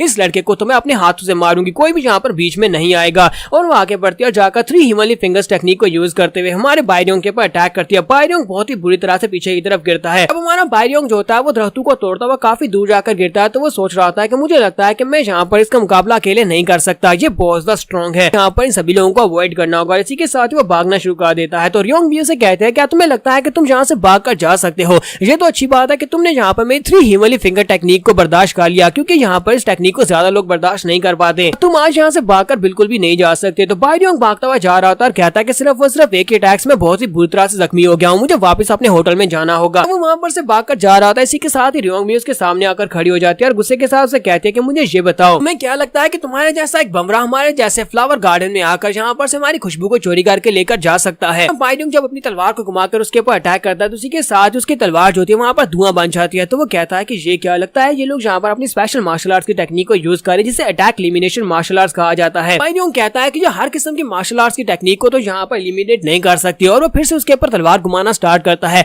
लेकिन वहाँ पर दूसरी तरफ से वो स्पेशल टेक्निक के साथ उसकी सारी की सारी मार्शल आर्ट्स की टेक्निक्स को डिस्पेल कर देती है, और इसी के साथ ही उसके करीब पहुंचती है और कहती है कि तुमने यहाँ पर जो बहुत बड़ी गलती की है उसके बदले में अब यहाँ पर तुम्हें अपनी जान देनी होगी। और इसी के साथ ही वो 3 हिमली फिंगर टेक्निक के मिडिल फिंगर टेक्निक को यूज करते हुए उसकी चेस्ट के ऊपर मारते हैं, जिससे हमारा बायरियोंग ग्राउंड के ऊपर जाकर ड्रम से गिरता है। और यहाँ पर हम लोग अपने एपिसोड 04 का एंड करेंगे और नेक्स्ट एपिसोड में देखेंगे कि हमारा बायरियोंग यहाँ पर से रियोंग बी के अटैक से बचकर भाग पाएगा या नहीं। इसके बाद इन दोनों की लव स्टोरी का आगे क्या बनेगा ये हम लोग नेक्स्ट एपिसोड में देखेंगे। तो एपिसोड की एक्सप्लेनेशन अच्छी लगी हो तो कमेंट करके जरूर बताइएगा। चैनल को सब्सक्राइब कर दे, वीडियो को लाइक और शेयर कर दें। शुक्रिया। तो गाइस कैसे हैं आप सब लोग? द स्ट्रॉन्ग वन के एपिसोड 05 के साथ हाजिर हो। तो लास्ट एपिसोड के एंड पे हमने देखा था कि हमारे बायरियोंग के ऊपर अटैक होता है, जिसकी वजह से वो पानी के अंदर जाकर गिरता है। वहां पर से उठने के बाद वो कहता है कि मुझे यहाँ पर कुछ सेकंड्स का टाइम चाहिए होगा ताकि मैं यहाँ से भाग सकूं, लेकिन उसके लिए मुझे पहले इस रियोंग बी की आंखों को अंधा करना होगा। पहले मुझे कुछ ऐसा करना होगा जिसकी वजह से थोड़ी देर के लिए मेरे ऊपर से अपनी नजर हटा ले। तो हमारा बायरियोंग वहीं पर पानी के अंदर गिरने के बाद जब बायरियोंग उसकी तरफ आगे बढ़ी होती है और उसे मारने के लिए करीब पहुंच रही होती है और उसे कहती है कि तुम यहाँ पर मुझसे बच नहीं पाओगे, जब तक कि तुम्हारे पास इंडस्ट्रक्टेबल बॉडी ना हो तब तक तुम मुझसे नहीं बच पाओगे। और बायरियोंग कहता है कि अभी यहाँ पर मेरे पास एक चांस है, और वो पानी के अंदर अपनी तलवार घुमाता है और वहां पर पानी ऊपर की तरफ उछलता है। जब पानी ऊपर की तरफ उछलता है तो हमारा बायरियोंग पीछे से भागने की कोशिश करता है। तो रियोंग भी उसे कहती है तो तुम यहाँ पर स्मोक स्क्रीन बनाना चाहते हो ताकि तुम यहाँ से भाग कर जा सको। तो वो वहां पर पानी के ऊपर अटैक करती है ताकि पानी को साइड के ऊपर किया जा सके, और दूसरी तरफ देखती है तो वहां से भाग चुका होता है। बायरियोंग वहां से बड़ी तेजी से भाग कर जा रहा था। वो कहता है कि मुझे जल्दी से जल्दी यहाँ से निकलना होगा इससे पहले कि ये दोबारा मेरे पीछे पहुंच जाए। तो उसी वक्त मिस्ट्रेस के साथ ही उसके पास पहुंचते हैं। वो सभी सोल्जर उससे कहते हैं कि मिस्ट्रेस अब हम लोग क्या करें, क्या हम लोग उसका पीछा करें और उसे पकड़कर आपके पास ले आए? तो वो कहती है नहीं, तुम्हें उसका पीछा करना है लेकिन उसे मारना मत। साथियों के पास उसे फॉलो करो और देखो कि वो कहां पर जाता है। मैं देखना चाहती हूँ कि आखिर वो कहां से आया और कहां पर वापस जाएगा। इसके साथ ही वो आठू जो होते हैं उसका पीछा करने के लिए निकल पड़ते हैं। जो बायरियोंग होता है वहां पर सीधा एक होटल के अंदर जाता है, जाकर होटल के अंदर अपने बॉडी के ऊपर पट्टियां लपेटता है और साथ ही अपने मुंह से खून खांस रहा होता है और कहता है मैंने यहाँ पर इस आर्मर को नहीं पहना होता, डीमन फेस आर्मर को नहीं पहना होता तो फिर तो यहाँ पर मेरी हालत खराब हो चुकी होती, मेरी हड्डियां टूट चुकी होती, मेरी पसलियां टूट जाती।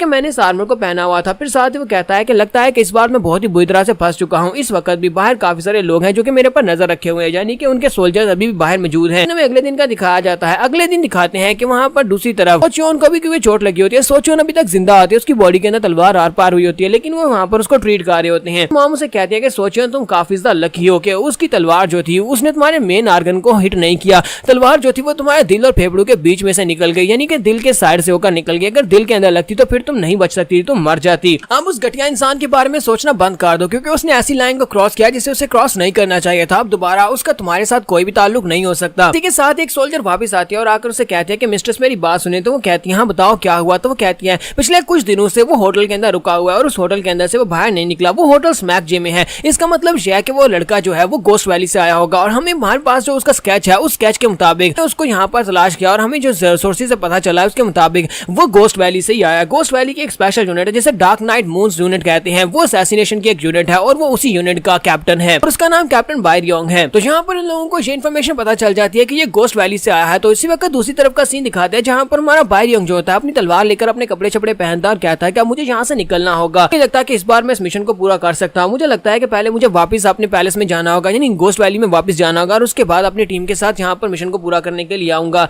इस वक्त भी बाहर काफी सारे लोग हैं। लगता है कि जैसे मैं बाहर निकलूंगा वो सभी लोग मुझे पकड़ लेंगे। उस रियोंग बी ने जो टेक्निक यूज की थी उसकी वजह से मेरी काफी ज्यादा इंटरनल ऑर्गन्स जो डैमेज हुए हैं और इस वक्त मेरी पसलियां बहुत ही बुरी तरह से दर्द कर रही हैं। नहीं लगता कि मैं इन सभी से फाइट कर पाऊंगा, लेकिन इसके बावजूद मुझे यहाँ से निकलकर वापस तो जाना पड़ेगा ताकि मैं अपनी टीम के पास जा सकूं। जैसे वहां पर जाने लग के बारे में सोच रहा था कि उठकर बाहर जाऊं, इसी के साथ ही दरवाजा खुलता है। जब दरवाजा खुलता है तो इसी के साथ ही वो अपना हाथ चलाता है और उसकी गर्दन के ऊपर मारने लगता है, क्योंकि उसे लगता है कोई सोल्जर अंदर आया, लेकिन इसी के साथ ही वहीं पर रुक जाता है क्योंकि वो सोचियोन होती है। तो सोचियोन उसके सामने खड़ी होती है। तो हमारा बायरियोंग वहीं पर रुक जाता है और कहता है कि तुम यहाँ पर क्या कर रही हो। तो सोचियोन आगे जाती है और जाकर खिड़की खोल देती है और कहती है कि ये क्या, तुमने खिड़की क्यों नहीं खोली हुई, अंदर कितनी ज्यादा स्मेल हो गई है और घुटन की वजह से यहाँ पर मुझे बिल्कुल भी अच्छा नहीं लग रहा था। जबकि हमारा भाई रियोंग से कहता है कि तुम ठीक कैसे हो, तुमने तो अभी तक मर जाना चाहिए था, तुम अभी तक जिंदा कैसे हो। तो वो उसे कहती है तुम्हारी वजह से, मैं इसलिए वजह से जिंदा हूँ क्योंकि तुमने वहाँ पर मुझे जानबूझकर मारा नहीं था, तुमने मेरे वाइटल ऑर्गन्स को हिट नहीं किया था, जिसकी वजह से मैं अभी तक जिंदा हूँ। तो तुम्हें यहाँ पर परेशान होने की जरूरत नहीं है, बाहर जितने सोल्जर हैं उनमें से कोई भी तुम्हारे पर अटैक नहीं करेगा जब तक मैं जहाँ पर हूँ। तो भाई रियोंग से कहता है क्या तुम जहाँ पर मुझे मारने के लिए आए हो, क्या तुम बदला लेने के लिए आई हो। तो वो कहती है कि नहीं, मैं जहाँ पर तुम्हें मारने के लिए नहीं आई, क्योंकि अगर मैं जहाँ पर तुम्हें मरता हुआ देखने के लिए आई होती तो मैं बाहर खड़ी होती और सभी सोल्जर्स को अंदर भेजी ताकि वो तुम्हारे पर अटैक करके तुम्हें मार डालें। लेकिन मैं जहाँ पर तुम्हें मरता हुआ देखने के लिए बिल्कुल भी नहीं आई, बल्कि मैं यहाँ पर किसी और काम के लिए आई हूँ। मैं तुम्हें बचाना चाहती हूँ। मुझे अच्छी तरह से पता है कि तुम एक स्ट्रॉन्ग लड़के हो, चाहे तुम कितने स्ट्रॉन्ग क्यों ना हो, तुम मेरी मदर के खिलाफ नहीं जीत पाओगे। मेरी मदर एक मार्शल आर्टिस्ट है और वो एक हाई रैंक की मार्शल आर्टिस्ट है, इसी वजह से तुम मारे जाओगे। बस यहाँ पर तुमसे एक बात पूछने के लिए आई हूँ, मुझे तुमसे एक बात जाननी है। मुझे ये बताओ क्या तुमने जानबूझकर मुझे नहीं मारा था, या फिर तुम मुझे मारना चाहते थे और तुम्हारी तलवार जो है वो गलती से सही जगह के ऊपर लगी नहीं। भाई रियोंग से कहता है कि तुम यहाँ पर इस बारे में क्यों सोच रही हो कि मैं यहाँ पर तुम्हें जान से नहीं मारना चाहता था, मैं तुम्हें जान से मारना चाहता था, लेकिन गलती से तलवार जो है वो तुम्हारे हार्ट के अंदर नहीं लगी, थोड़ा सा मिस हो गया, वरना तुम मर गई होती। तो सोचियोन उसे कहती है लेकिन तुम्हारी बातें सुनने के बाद ऐसा बिल्कुल भी नहीं लगता, तुम्हें देखकर लगता है जैसे कि तुमने जानबूझकर वहाँ पर मुझे मारा नहीं था, क्योंकि तुम भी मेरे बारे में कुछ ना कुछ फील करते हो, इसी वजह से तुम्हारी तलवार वहाँ पर हिचकिचा गई थी। तो भाई रियोंग कहता है कि ऐसा बिल्कुल भी नहीं है, मैं वहाँ पर हेसिटेट क्यों करूंगा। साथ ही वो कहता है कि मैं एक असैसिन हूँ और एक असैसिन कभी भी हेसिटेट नहीं करता। सोचियोन उसे कहते हैं क्योंकि अगर तुम उस वक्त मुझे मारना चाहते तो तुम यहाँ पर मेरे पर हार्ट के ऊपर अटैक करते, डायरेक्टली मेरे हार्ट को स्टैब करते या फिर मेरी गर्दन ही काट देते, लेकिन इसके बावजूद तुमने जानबूझकर दिल के करीब अटैक किया ताकि मुझे मेरे पर अटैक भी और मैं मरूं भी ना। तुम्हारा भाई रियोंग से कहता है कि बकवास बंद करो, यहीं पर रुक जाओ, क्योंकि वो उसकी तरफ आगे की तरफ बाड़ी होती है। तो भाई रियोंग अपनी तलवार निकालता है, उसकी तरफ सामने करता है और कहता है कि आगे मत बढ़ना वरना इस बात में सही मार डालूंगा। सोचियोन उसे कहते हैं क्या वाकई में तुम्हारे अंदर इतनी हिम्मत है कि तुम मुझे मार डालो। भाई रियोंग उसे कहता है कि मेरे करीब मत आओ, मैं तुम्हें कह रहा हूँ मेरे करीब मत आओ, क्योंकि मैं एक असैसिन हूँ, एक असैसिन हमेशा असैसिन ही रहता है और मैं तुम्हें मार डालूंगा। सोचियोन उसे कहती है कि मुझे तुम्हारे पर बहुत ज्यादा तरस आता है, ये तुम किस तरह की घटिया जिंदगी जी रहे हो। और साथ ही वो आगे बढ़ती है, तलवार को साइड पे करती है और कहती है कि मैं यहाँ पर ये सोच रही हूँ अपनी जिंदगी में कितनी ज्यादा लाशें बिछाई होगी, कितने सारे लोगों की जान ली होगी, लेकिन तुम ये सब कुछ करते ही क्यों हो। मैं यहाँ पर ये सोच रही हूँ कि तुम्हें ये सब कुछ करने की जरूरत ही नहीं है, बल्कि तुम्हें यहाँ पर जान बचानी चाहिए और यहाँ पर तुम्हें पता चलेगा कि जिंदगी कितनी ज्यादा खूबसूरत है। तो सोचियोन बातें करते करते उसके बहुत ज्यादा करीब चली जाती है और उसे कहती है कि तुमने मुझे नहीं मारा था, इसकी वजह सिर्फ और सिर्फ यही है कि तुम्हारे दिल के अंदर अभी भी इंसानियत बाकी है और तुम यहाँ पर लोगों को मारना नहीं बल्कि लोगों को बचाना चाहते हो। तुम अपनी तलवार को यहाँ पर नीचे छोड़ सकते हो, अपनी तलवार को छोड़ो, ये सारे का सारा जितना भी खून खराब है सबको छोड़ दो और उसके बाद तुम्हारी जिंदगी बहुत ज्यादा आसान हो जाएगी। तुम और मैं, हम दोनों एक बहुत अच्छी जिंदगी गुजार सकते हैं। भाई रियोंग से कहता है कि अगर तुम्हें मेरे पर तरस आ रहा है इसी वजह से तुम ये सारी बातें कर रही हो तो फिर मैं यहाँ पर इस ऑफर को रिजेक्ट करता हूँ। तो हमारी सोचियोन से कहती है नहीं ऐसी बात नहीं है, मैं बस तुम्हें ये दिखाना चाहती हूँ कि अगर तुम ये सब कुछ छोड़ देते हो तो फिर तुम्हें पता चलेगा कि ये दुनिया कितनी ज्यादा खूबसूरत है, इस दुनिया में और भी बहुत कुछ है, तुम इस दुनिया के बारे में सोचते हो ये उससे ज्यादा अच्छी है। और इसी के साथ हमारे भाई रियोंग अपने पास याद आता है जब वो लाशों के ढेर के ऊपर खड़ा होता है। वो कहता है कि मैं यहाँ पर लाशों के ऊपर ढेर पर खड़ा था जहाँ पर मैंने अपनी दोस्तों को मरते हुए देखा, सभी के बाद मैं अकेला सर्वाइव कर पाया था। क्या यहाँ पर मेरी जिंदगी बदल सकती है? मेरे हाथ खून से रंगे हुए हैं, मैंने बहुत सारे लोगों की जान ली है, लेकिन मेरे जिंदा रहने का क्या मकसद है? मैं सिर्फ ऑर्डर्स को फॉलो करता हूँ, लोगों को मार देता हूँ, इसके अलावा मेरी जिंदगी का कोई मकसद ही नहीं है। मुझे लगता है कि मुझे यहाँ पर एक मकसद की जरूरत है, लेकिन अगर मैं यहाँ पर अपनी पास जिंदगी में वापस जाना चाहता हूँ, इस लड़की को यहीं पर इस जगह पर मार डालता हूँ। अगर इस लड़की को मार दिया तो फिर यहाँ पर ये सारी की सारी बातें ही खत्म हो जाएंगी। इसने जो मेरा जहन खराब किया है वो सारे का सारा फिर से वैसा हो जाएगा। ये लड़की इस सब की वजह है, इसी की वजह से मेरा दिल जो है वो ठीक तरह से काम नहीं कर रहा। और इसी के साथ ही भाई रियोंग अपनी तलवार उठाता है और उसे कहता है कि मुझसे दूर हो वरना मैं सच्ची में तुम्हें मार डालूंगा। मुझे नहीं पता कि तुम यहाँ पर मुझसे ये बातें क्यों कर रही हो कि मैं ये काम छोड़ दूं, लेकिन मुझे लगता है कि तुम अपनी आंखों से ये सब कुछ देख नहीं पाओगे, क्योंकि मैं यहाँ पर तुम्हें मार डालूंगा। तुम्हें मारने के बाद मैं दोबारा से वहीं पर जाऊंगा जहाँ पर से मैं आया हूँ और दोबारा से वही काम करूंगा जो मैं करता आया हूँ, यानी लोगों को मारने का। सोचियोन आगे से रोना शुरू कर देती है और कहती है कि अगर तुम वाकई में मुझे मारना चाहते हो तो फिर ठीक है मुझे मार डालो, और अगर तुम एक असैसिन ही बने रहना चाहते हो, वही खून खराबे की जिंदगी जीना चाहते हो तो ठीक है मुझे मारो, यहाँ से चले जाओ, मैं यहाँ पर सामने से बिल्कुल भी हटूंगी भी नहीं। तो हमारा भाई रियोंग से कहता है हाँ क्यों नहीं, मैं तुम्हें जरूर मारूंगा। जब वो उसे मारने लगता है इसी के साथ ही वहाँ पर जबरदस्त अटैक होता है, क्योंकि रियोंग भी वहाँ पर पहुंच जाती है। रियोंग भी वहाँ पर पहुंचने के बाद फिर से आकर हमारे भाई रियोंग को गले से पकड़ लेती है और उसे कहती है तुम्हारी हिम्मत कैसे हुई? आज तो मैंने यहाँ पर अपनी आंखों से देख लिया, तुम मेरी बेटी को मारने की कोशिश करने वाले थे, वो भी दोबारा से। उसकी मॉम ने सारी बातें भी सुन ली होती हैं, तो वो उसे कहती है, सोचियोन से कहती है तुमने देख लिया ना कि ये बंदा कभी नहीं बदल सकता, ये कातिल है और हमेशा एक कातिल ही रहेगा, इसके लिए तुम्हारे दिल में कोई भी फीलिंग्स नहीं है और यहाँ पर तुम्हें दोबारा से मारने की कोशिश कर रहा था। अब जबकि मैंने ये खुद अपने कानों से और अपनी आंखों से देख लिया है तो फिर मैं यहाँ पर इसको जिंदा कैसे छोड़ सकती हूँ, इसे मरना होगा। और यहाँ पर हम लोग अपनी एपिसोड 05 का एंड करेंगे। एपिसोड के एक्सप्लेनेशन एक्सप्लेनेशन अच्छी लगी हो तो कमेंट करके जरूर बताइएगा। चैनल को सब्सक्राइब कर दे, वीडियो को लाइक और शेयर कर दे। शुक्रिया।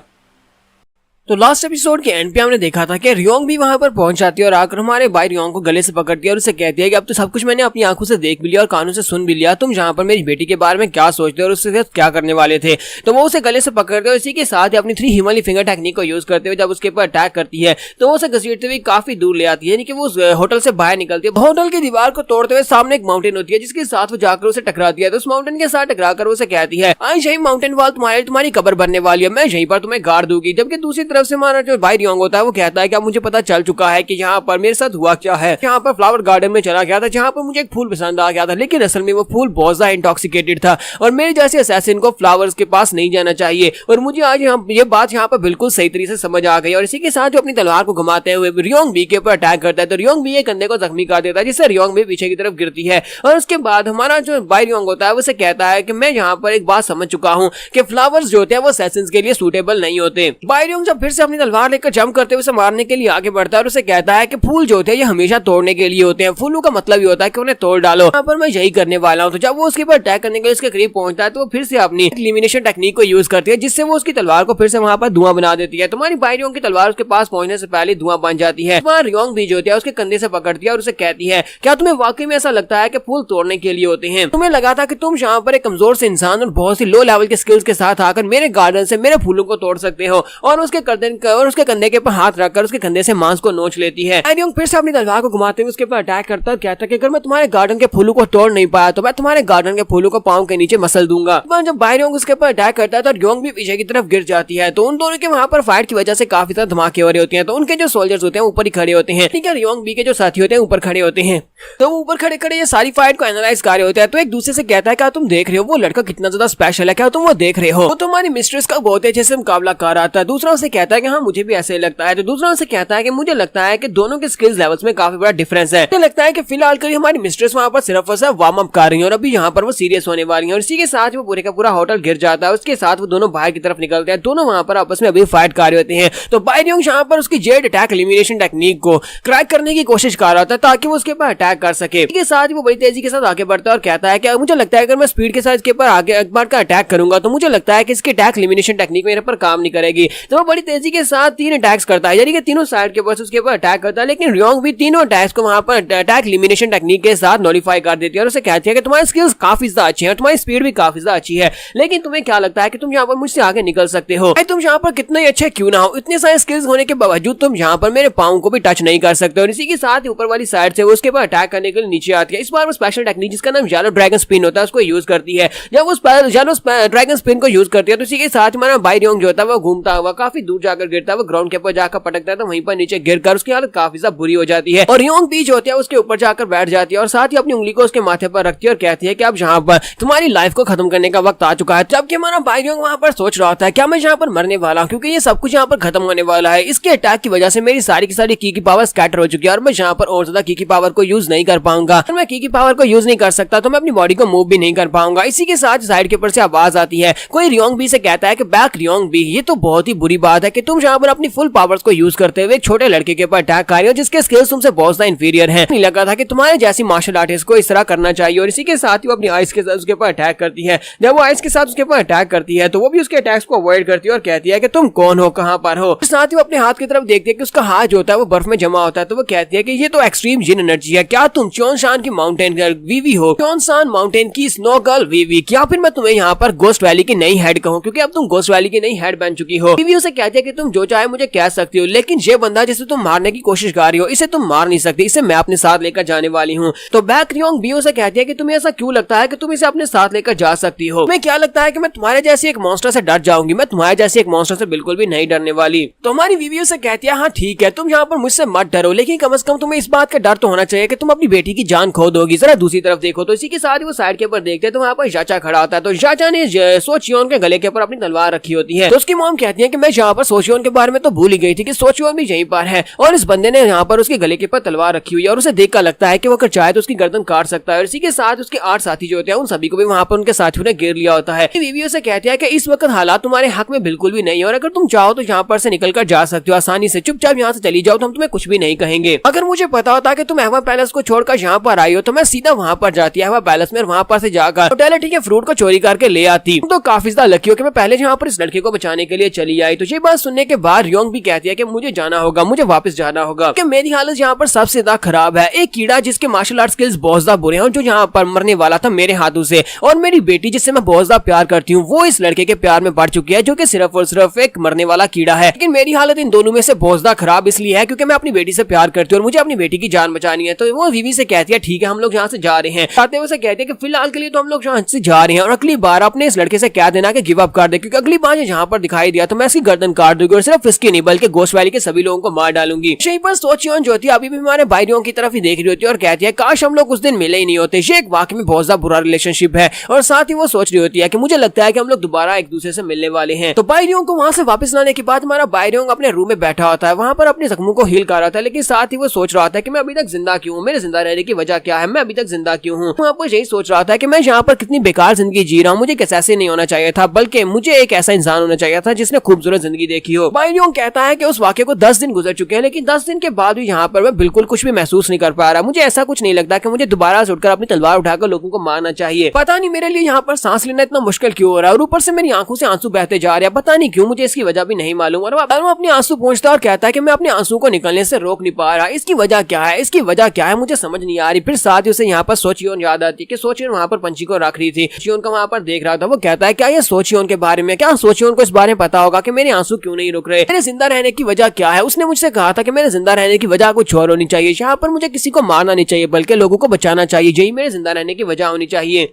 बाइरियों कहता है कि मुझे अगर सवालों के जवाब चाहिए तो मुझे लगता है कि मुझे सोचियोन से जाकर मिलना चाहिए, मुझे सोचियोन से मिलना पड़ेगा तभी मेरे सवालों के जवाब मिलेंगे। तो वहाँ पर बैठे बैठे याचा से कहता है याचा मैं चाहता हूँ कि तुम फिलहाल के लिए मुझे मत ढूंढना, मैं कहीं जा रहा हूँ, मैं किसी से मिलने के लिए जा रहा हूँ। याचा से कहता है कि ठीक है हम लोग तुम्हें नहीं ढूंढेंगे और इसी के साथ हमारा बाइरियों वहाँ से भागता बाहर निकल जाता है। तो वो वहाँ पर सोचियोन से मिलने के लिए जाता है। बाइरियों कहता है कि इससे पहले कि देर हो जाए मुझे जाकर सोचियोन से मिलना होगा। तो वो उसी होटल में चला जाता है जिस होटल को उन लोगों ने तोड़ा था, वो उस होटल में जाता है। इसके बाद एवा पैलेस का सीन दिखाते हैं कि एवा पैलेस से उनकी यंग मिस जो होती है सोचियोन जो होती है वो भी उठकर भाग गई होती है। मिस्ट्रेस वहां पर आती है और आकर नौकरानियों से पूछते हैं मुझे बताओ कि वो कहां पर है। तो वो लोग कहती हैं कि वो लोग तो काली यहाँ से चली गई थी, उन्होंने यहाँ पर आपको बताने से मना किया था। तो मिस्ट्रेस गुस्से के साथ कहती है कि वो यहाँ से काली चली गई थी, तुम लोगों ने मुझे बताया क्यों नहीं, तुम्हारी हिम्मत कैसे मुझे ना बताने की। तो वो कहती है कि मिस्ट्रेस ने हमें स्ट्रिक्टली कहा था कि वो आपको इस बारे में कुछ भी ना बताएं, आप उसे बाहर नहीं जाने देंगी। मदर गुस्से के साथ कहती है कि आखिर उस लड़की के दिमाग में चल क्या रहा है, वो कहां पर भाग कर जा सकती है। फिर साथ ही वो अपने लोगों से कहती है कि जाओ जाकर उसको ढूंढ कर लाओ, अगर वो वापस आने से मना करे तो उसे खींचते हुए वापस ले आना, तुम्हें इस बात की इजाजत है। साथ ही नेक्स्ट में होटल का दिखाया जाता है जहां पर हमारा बाइरियोंग होता है। बाइरियोंग उठकर खिड़की खोलता है और बाहर बहते हुए पानी को देख रहा होता है। इसी के साथ ही हमारी सोचियोन उठती है और जाकर उसे पीछे से गले से लगा लेती है और उसे कहती है इतनी जल्दी क्यों उठ गए, तुम्हें थोड़ी देर और मेरे साथ सोना चाहिए था। बाइरियोंग उसे कहता है हाँ क्यों नहीं, तुम्हारे साथ ही तो फिर से सोना है। और इसी के साथ ही वो उसे वहां पर किस करता है। ये दोनों तो यहाँ पर वाकई में प्यार में पड़ गए हैं। तो एक एवा पैलेस की यंग मिस और दूसरी तरफ से दूसरा जो है वो गोस्ट वैली का असैसिन है। और असैसिन की जॉब छोड़ना कोई इतना आसान काम नहीं होता क्योंकि वो लोग इसे वहां से निकलने नहीं देंगे। और हम लोग इस लव स्टोरी का अंजाम अगली एपिसोड में देखेंगे कि दोनों का क्या बनेगा। एपिसोड की एक्सप्लेनेशन अच्छी लगी हो तो कमेंट करके जरूर बताइएगा। चैनल को सब्सक्राइब कर दे, वीडियो को लाइक और शेयर कर दे। शुक्रिया।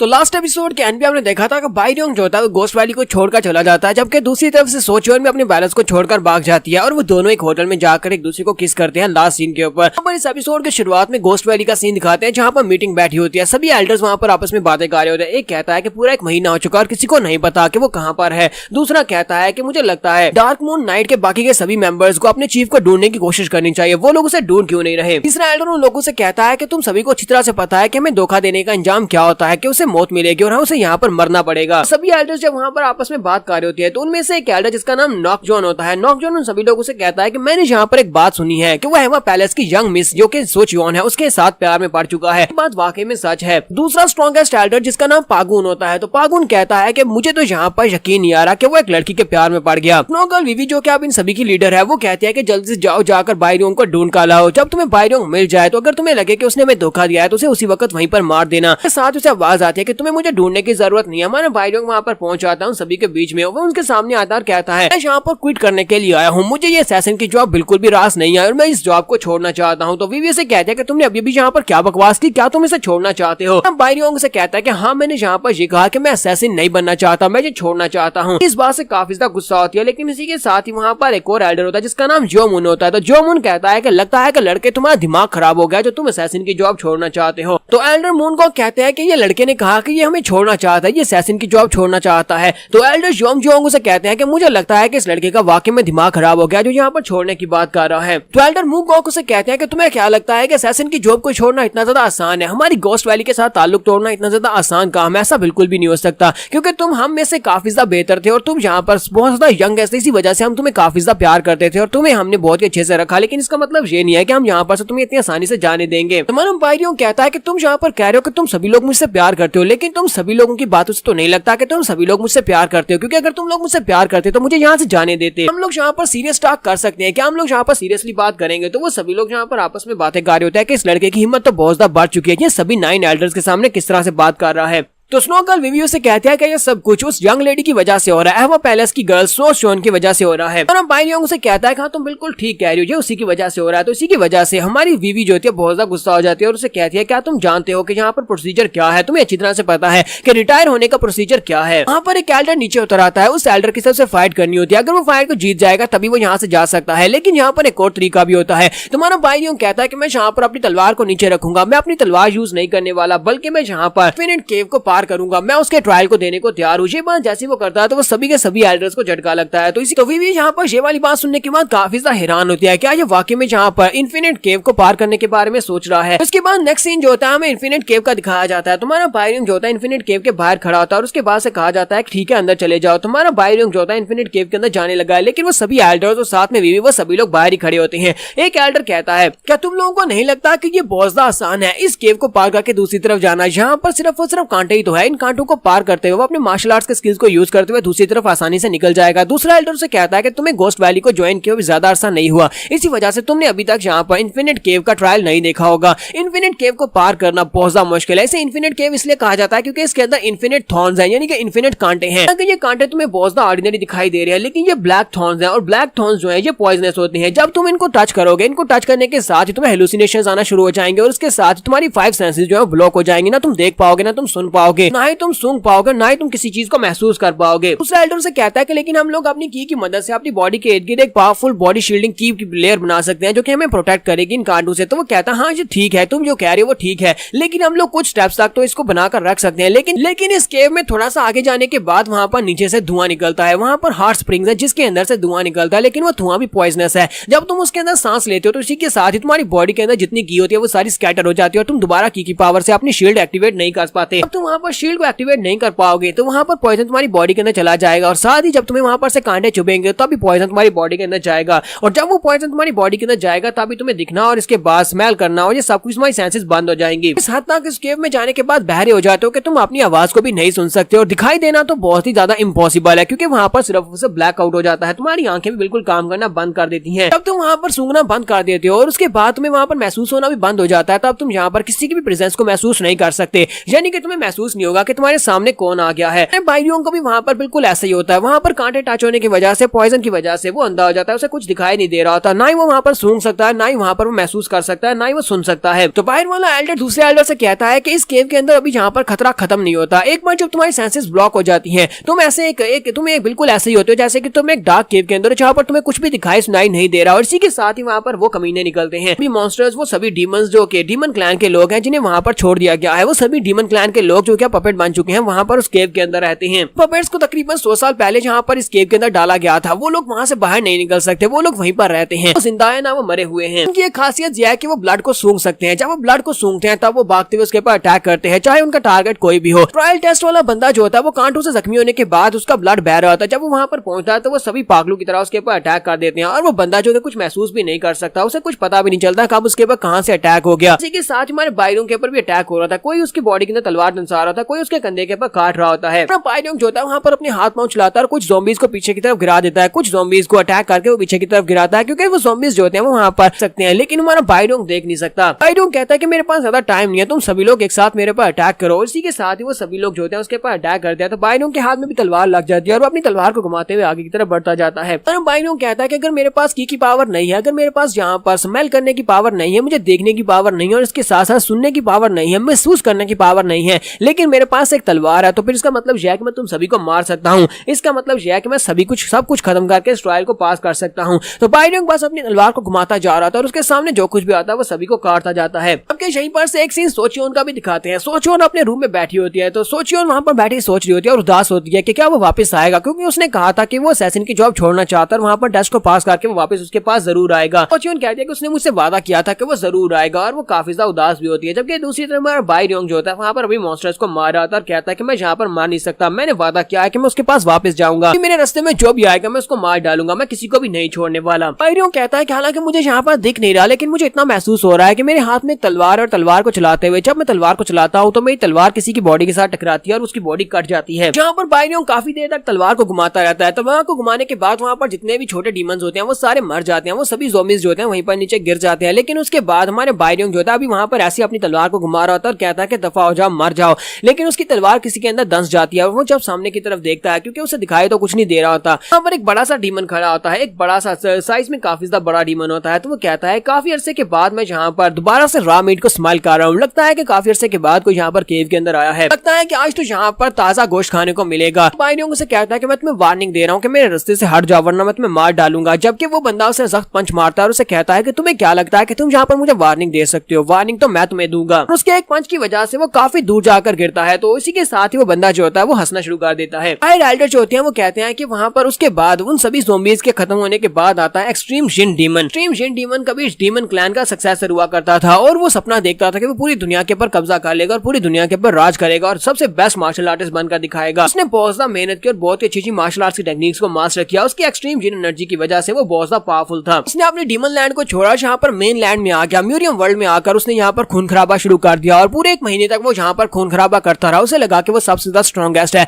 लेकिन उसके बाद टैंग आरा का एक बहुत ही पावरफुल मार्शल आर्टिस्ट जो कि अभी बहुत ज्यादा यंग था, उसने इसको हरा दिया। उसकी किस्मत बहुत ज्यादा खराब थी जिन डीमन की। इस यंग मार्शल आर्टिस्ट ने जिन डीमन को हराया था, वो बाद में आयरन माउंटेन स्वर्ड एम्परर बना था। जिन डीमन को हराने के बाद से यहाँ पर इस केव के अंदर फेंक दिया गया और यहाँ पर ना जिंदा है ना मरा हुआ है, ये बिल्कुल एक जियांगशी है, यानी कि एक पपेट बन चुका है, हमेशा के लिए यहीं पर इसी केव में ही रहने वाला है। और इसी की वजह से कोई भी यहाँ पर ट्रायल टेस्ट को पार करके इन्फिनिट केव के अंदर जिंदा बाहर नहीं निकल पाता और ना ही कोई गोस्ट वैली को जिंदा छोड़कर जा सकता है। यही रूल है। यहाँ पर हमारी एपिसोड 07 का एंड होगा। नेक्स्ट एपिसोड में देखेंगे क्या हमारा बायोंग यहाँ से बाहर जा पाएगा। और एपिसोड की एक्सप्लेनेशन अच्छी लगी तो कमेंट करके जरूर बताइएगा। चैनल को सब्सक्राइब कर दे, वीडियो को लाइक और शेयर कर दें। शुक्रिया। तो गाइस कैसे हैं हम सब लोग द स्ट्रॉन्ग वन के एपिसोड 08 के साथ हाजिर हो। तो लास्ट एपिसोड के एंड पे हमने देखा था कि जब हमारा बायोंग वहां पर जितने भी डमीज होते हैं उन सभी को मार देता है, जिन ज़ॉम्बीज को मार देता है और उसके बाद उसके सामने एक्सट्रीम जिन डीमन निकल आता है। तो जिन डीमन के बारे में वहां पर कहानी सुनाई जाती है कि वो एक बहुत ही पावरफुल डीमन था, डीमन क्लैन का एक बहुत ही पावरफुल मेंबर था। जब वो यहाँ पर मेनलैंड में आया तो यहाँ पर आकर उसने बहुत सारे लोगों को मार दिया, यहाँ पर मारकर यहाँ पर राज करना चाहता था। लेकिन अफसोस के आयरन माउंटेन एम्परर ने उसको बड़ी आसानी से हरा दिया और उसके बाद केव के अंदर से ट्रैप कर दिया। तो बायोंग की फाइट भी चालू होती है, जहाँ पर बायोंग कभी उसके ऊपर अटैक करता है तो कभी एक्सट्रीम जिन डीमन जो होता है उसके ऊपर अटैक करता है। लेकिन एक्सट्रीम जिन डीमन जो होता है वो उसके ऊपर ज्यादा अटैक्स कर रहा होता है। इसी के साथ ही बायोंग जंप करते हुए अपनी तलवार को उसके सर के अंदर दंसा देता है। लेकिन जिन डीमन जो होता है उसकी तलवार को पकड़ लेता है और उसे कहता है क्या तुम्हें वाकई में लगता है कि तुम यहाँ पर मुझे अपनी तलवार से मार सकते हो, क्योंकि मैं तो पहले से मरा हुआ हूँ, लेकिन तुम आज यहाँ पर मेरा खाना बनने वाले, चाहे कुछ भी कर लो यहाँ पर तुम मेरा खाना बन कर ही रहोगे। इसी के साथ ही वो अपना मुंह खोलता है और अपने मुंह के अंदर से एक जबरदस्त अटैक निकालता है जो कि गैस की फॉर्म में होता है। वहां पर सामने एक जबरदस्त धमाका होता है, वो बायोंग के ऊपर अटैक करता है। बायोंग जो होता है उसके अटैक के साथ हिट होने के बाद पीछे वाली दीवार के साथ जाकर भटकता है। तो इसी के साथ जिन डीमन से कहता है कि मुझे यहाँ पर बताओ कि तुम्हारे जिंदा रहने की वजह क्या है। अगर तुमने यहाँ पर मुझे सही वजह बता दी तो हो सकता है कि मैं तुम्हें जिंदा छोड़ दूं। तुम्हारा बायोंग जब वहां पर से अटैक होने के बाद उठकर खड़ा होता है तो वो कहता है कि मेरे कान ने यहाँ पर फिर से सुनना शुरू कर दिया है और मुझे लगता है कि मैं यहाँ पर थोड़ा थोड़ा देख भी सकता हूँ, क्योंकि मुझे यहाँ पर थोड़ा थोड़ा ब्लरी सा दिखाई दे रहा है। मतलब यह कि मेरी सेंसेस मेरे पास वापस आ रही है। तो जिन डीमन आगे बढ़ता और कहता है क्या तुम मेरी बात को सुन रहे हो? तुम्हारे जैसा एक बहुत ज्यादा यंग लड़का इतना ज्यादा कमजोर कैसे हो सकता है, जब मैं तुम्हारी उम्र का था तब मैं बहुत ज्यादा स्ट्रॉन्ग था। इसी के साथ ही वो आगे बढ़ रहा था और जाकर उसके करीब जाकर उसे कहता है कि कमीने कहीं कि आप जल्दी से बताओ क्या तुम मेरी बात सुन रहे हो। तुम्हें नहीं लगता कि तुम्हें यहाँ पर और ज्यादा एनर्जेटिक और पावरफुल होना चाहिए था अगर तुम वाकई में जिंदा रहना चाहते हो। मुझे नहीं लगता कि तुम्हारे पास जिंदा रहने की कोई वजह है। हमारा बायरिंग वहाँ पर सोच रहा था कि उसकी बॉडी के अंदर से पॉइजन निकलता जा रहा है, उस पॉइजन की वजह से उसकी पांचों सेंसेस वापस आ रही है और एक बार उसकी सेंसेस वापस आ गई तो उसके बाद उसकी स्ट्रेंथ वापस आ जाएगी और की पावर वापस आ गई तो जिन डीमन को आसानी से हरा सकता है। तो जिन डीमन उसके काफी ज्यादा करीब चला जाता है और कहता है कि मैं यहाँ पर तुमसे ये पूछ रहा हूँ कि तुम्हारे जिंदा रहने की वजह क्या है, अगर तुम यहाँ पर सही वजह बताओगे मैं तुम्हें छोड़ दूंगा। तुम्हारा बायरिंग उसे कहता है कि मेरे जिंदा रहने की वजह अभी तक मुझे मिली नहीं, एक बार मैं तुम्हें मार डालूं, तुम्हें मारने के बाद जब मैं बाहर निकलूंगा तो बाहर जाकर मैं अपने जिंदा रहने की वजह ढूंढ लूंगा। जिन डीमन उसे कहता है कि तुमने जो वजह बताई है जो मुझे बिल्कुल भी पसंद नहीं आई, मैंने कहा था अगर मुझे पसंद आई तो फिर मैं तुम्हें जिंदा छोड़ूंगा, लेकिन अब यहाँ पर तुम्हें जिंदा छोड़ने के बारे में सोचा नहीं जा सकता, तो अब यहाँ पर मैं तुम्हें खाने वाला हूँ। और इसी के साथ वो अपना बड़ा सा मुंह खोलता है और कहता है कि चलो जल्दी से अब रेडी हो जाओ मेरे पेट में जाने के लिए। जब हमारा बायरिंग उसे कहता है कि मैं यहाँ पर तुमसे एक सवाल पूछना चाहता हूँ तो जिन डीमन वहीं पर रुक जाता है और कहता है कि हाँ पूछो, तुम मुझसे क्या पूछना चाहते हो। तो बायरिंग उसे कहता है कि बताओ कि तुम्हारे जिंदा रहने की वजह क्या है, मुझे ये तो बताओ कि तुम्हारे जिंदा रहने की वजह क्या है, आखिर तुम यहाँ पर अभी तक जिंदा ही क्यों, क्योंकि तुमने अपनी कब्र के ऊपर एक बड़ा सा पत्थर उठा रखा और साथ ही तुम्हारा चेहरा इतना ज्यादा भद्दा हो चुका है कि इसे देखकर ही उल्टी आ जाए। तो जिन डीमन उसकी बात सुनने के बाद कहता है कि पहली बार किसी ने मुझसे इस तरह का सवाल पूछा है कि मैं अभी तक जिंदा क्यों हूँ, पहले मुझसे कभी भी किसी ने इस तरह का सवाल नहीं पूछा। तो मेरा जवाब यहाँ पर यह है कि हम जैसे लोगों के लिए जिंदा रहने की कोई वजह ही नहीं है, हम लोग बस जिंदा रहना चाहते हैं, इसी वजह से हम लोग जिंदा हैं। चलो आप जल्दी से रेडी हो जाओ, मैंने तुम्हारे सवाल का जवाब दे दिया, अब तुम्हें यहाँ पर मेरा खाना बनना। और फिर से अपना मुंह खोलता है हमारे बायरियों को खाने लगता है। जब वो बायरियों को खाने लगता है तो हमारे बायरियों की तलवार उसके पेट के अंदर होती है। हमारे बायरियों ने अपनी तलवार को उसके पेट के अंदर दंसा दिया होता है और साथ ही वो अपनी तलवार को ऊपर की तरफ खींचता है, उसकी बॉडी के ऊपर जो पत्थर होता है इसके साथ साथ उसकी बॉडी वहां पर अंदर से कट जाती है। इसी के साथ ही वो चिल्लाकर उसे कहता है कि तुम्हें क्या लगता है कि तुम यहाँ पर मेरी बॉडी के ऊपर कट लगा के तुम मुझे मार सकते हो, मेरे पास इमॉर्टल बॉडी है, मैं यहाँ पर मार नहीं सकता, तुम कुछ भी खा लो तुम मुझे मार नहीं पाओगे। तुम्हारा बायरिंग उसे कहता है कि हाँ ये बात तो ठीक है कि तुम्हारे पास इमॉर्टल बॉडी है, लेकिन मैं यहाँ पर तुम्हें जिंदा बिल्कुल भी नहीं छोड़ सकता, मुझे यहाँ पर तुम्हें हराना है, तुम्हें मारना नहीं है। और इसी के साथ हमारा बायरिंग उसे कहता है कि मैं यहाँ पर तुम्हारी तरह एक मॉन्स्टर बनकर अपनी बाकी की सारी जिंदगी गुजारना बिल्कुल भी नहीं चाहूंगा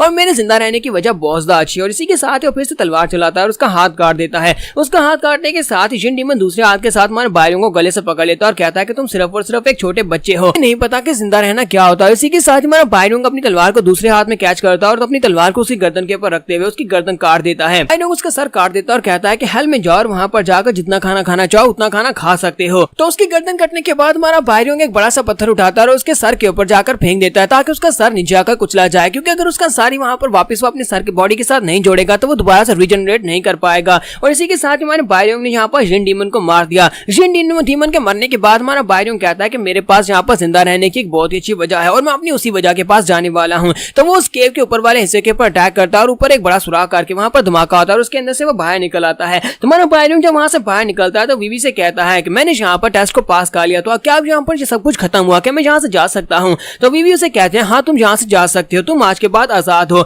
तुम्हारा बायरिंग जो होता है अपनी तलवार को वहां पर रखकर चल पड़ता है, जबकि वीवी उसे कहते हैं कि इस तलवार को अपने साथ लेकर जाओ, इस तलवार के ऊपर तुम्हारा नाम लिखा हुआ है, ये तलवार सिर्फ और सिर्फ तुम्हारी है। तो बायरिंग उस तलवार को पकड़ लेता है और कहता है कि मिस्टर तुम्हारा बहुत बहुत शुक्रिया, तुमने मेरे लिए जो कुछ भी किया उस सब के लिए तुम्हारा बहुत बहुत शुक्रिया। उसके बाद नेक्स्ट में उस कॉटेज का दिखाया जाता है जहाँ पर सोचियोन उसका इंतजार कर रही होती है। तुम्हारा बायरिंग जब वहां पर पहुंचता है तो वो भागती हुई आती है और आकर उसे गले से लगा लेती है। और बायरिंग कहता है कि जब दोबारा मैंने उस लड़की को अपनी जिंदगी में देखा तो मैं उसी वक्त समझ गया था कि मेरे पास जिंदा रहने की क्या वजह है, तो यही मेरे जिंदा रहने की वजह है। और बायरिंग के साथ वो में लिपट कर वहां पर रोना शुरू कर देती है। यहीं पर से नेक्स्ट सीजन में एवा पैलेस का दिखाया जाता है। तो सोचियोन वापस आती है और अपनी मॉम से कहती है कि मैं उस लड़के से शादी करना चाहती हूँ। तो उसकी मॉम कहती है कहीं तुम पागल तो नहीं होगी, तुम एक असैसिन से शादी करना चाहती हो। तो सोचियोन उनसे कहती है लेकिन मॉम बायरिंग अब एक असैसिन नहीं रहा, उसने घोस्ट वैली को छोड़ दिया, अब वो एक काम इंसान बन चुका है, वो मेरे साथ रहेगा। मॉम उसे कहती है लेकिन उसने हमारे पैलेस के अंदर घुसकर जहाँ पर से फ्रूट ऑफ इमॉर्टैलिटी को चोरी करने की कोशिश की थी। सिर्फ इतना ही नहीं, उसने तुम्हें मारने की कोशिश की, जहाँ तक उसने तुम्हें बहुत ही बुरी तरह से जख्मी भी कर दिया था, वो भी 2 बार। तो सोचियोन उसे कहती है लेकिन मॉम उसने किसी को मारा तो नहीं, उसने ना हमारे गार्ड्स को मारा, ना ही उसने मुझे मारा, और वैसे भी इमॉर्टैलिटी का फ्रूट तो अभी भी हमारे पास सेव है, तो फिर इसका मतलब यह कि वो बिल्कुल निर्दोष है। तो उसकी मदर गुस्सा हो जाती है और उठकर खड़ी होती है और उसे कहती है लेकिन फिर भी मुझे एक बात तो बताओ कि पूरी दुनिया में तुम्हें सिर्फ और सिर्फ वही एक लड़का मिला था शादी करने के लिए, क्या इस दुनिया में बाकी सभी लड़के मर गए हैं?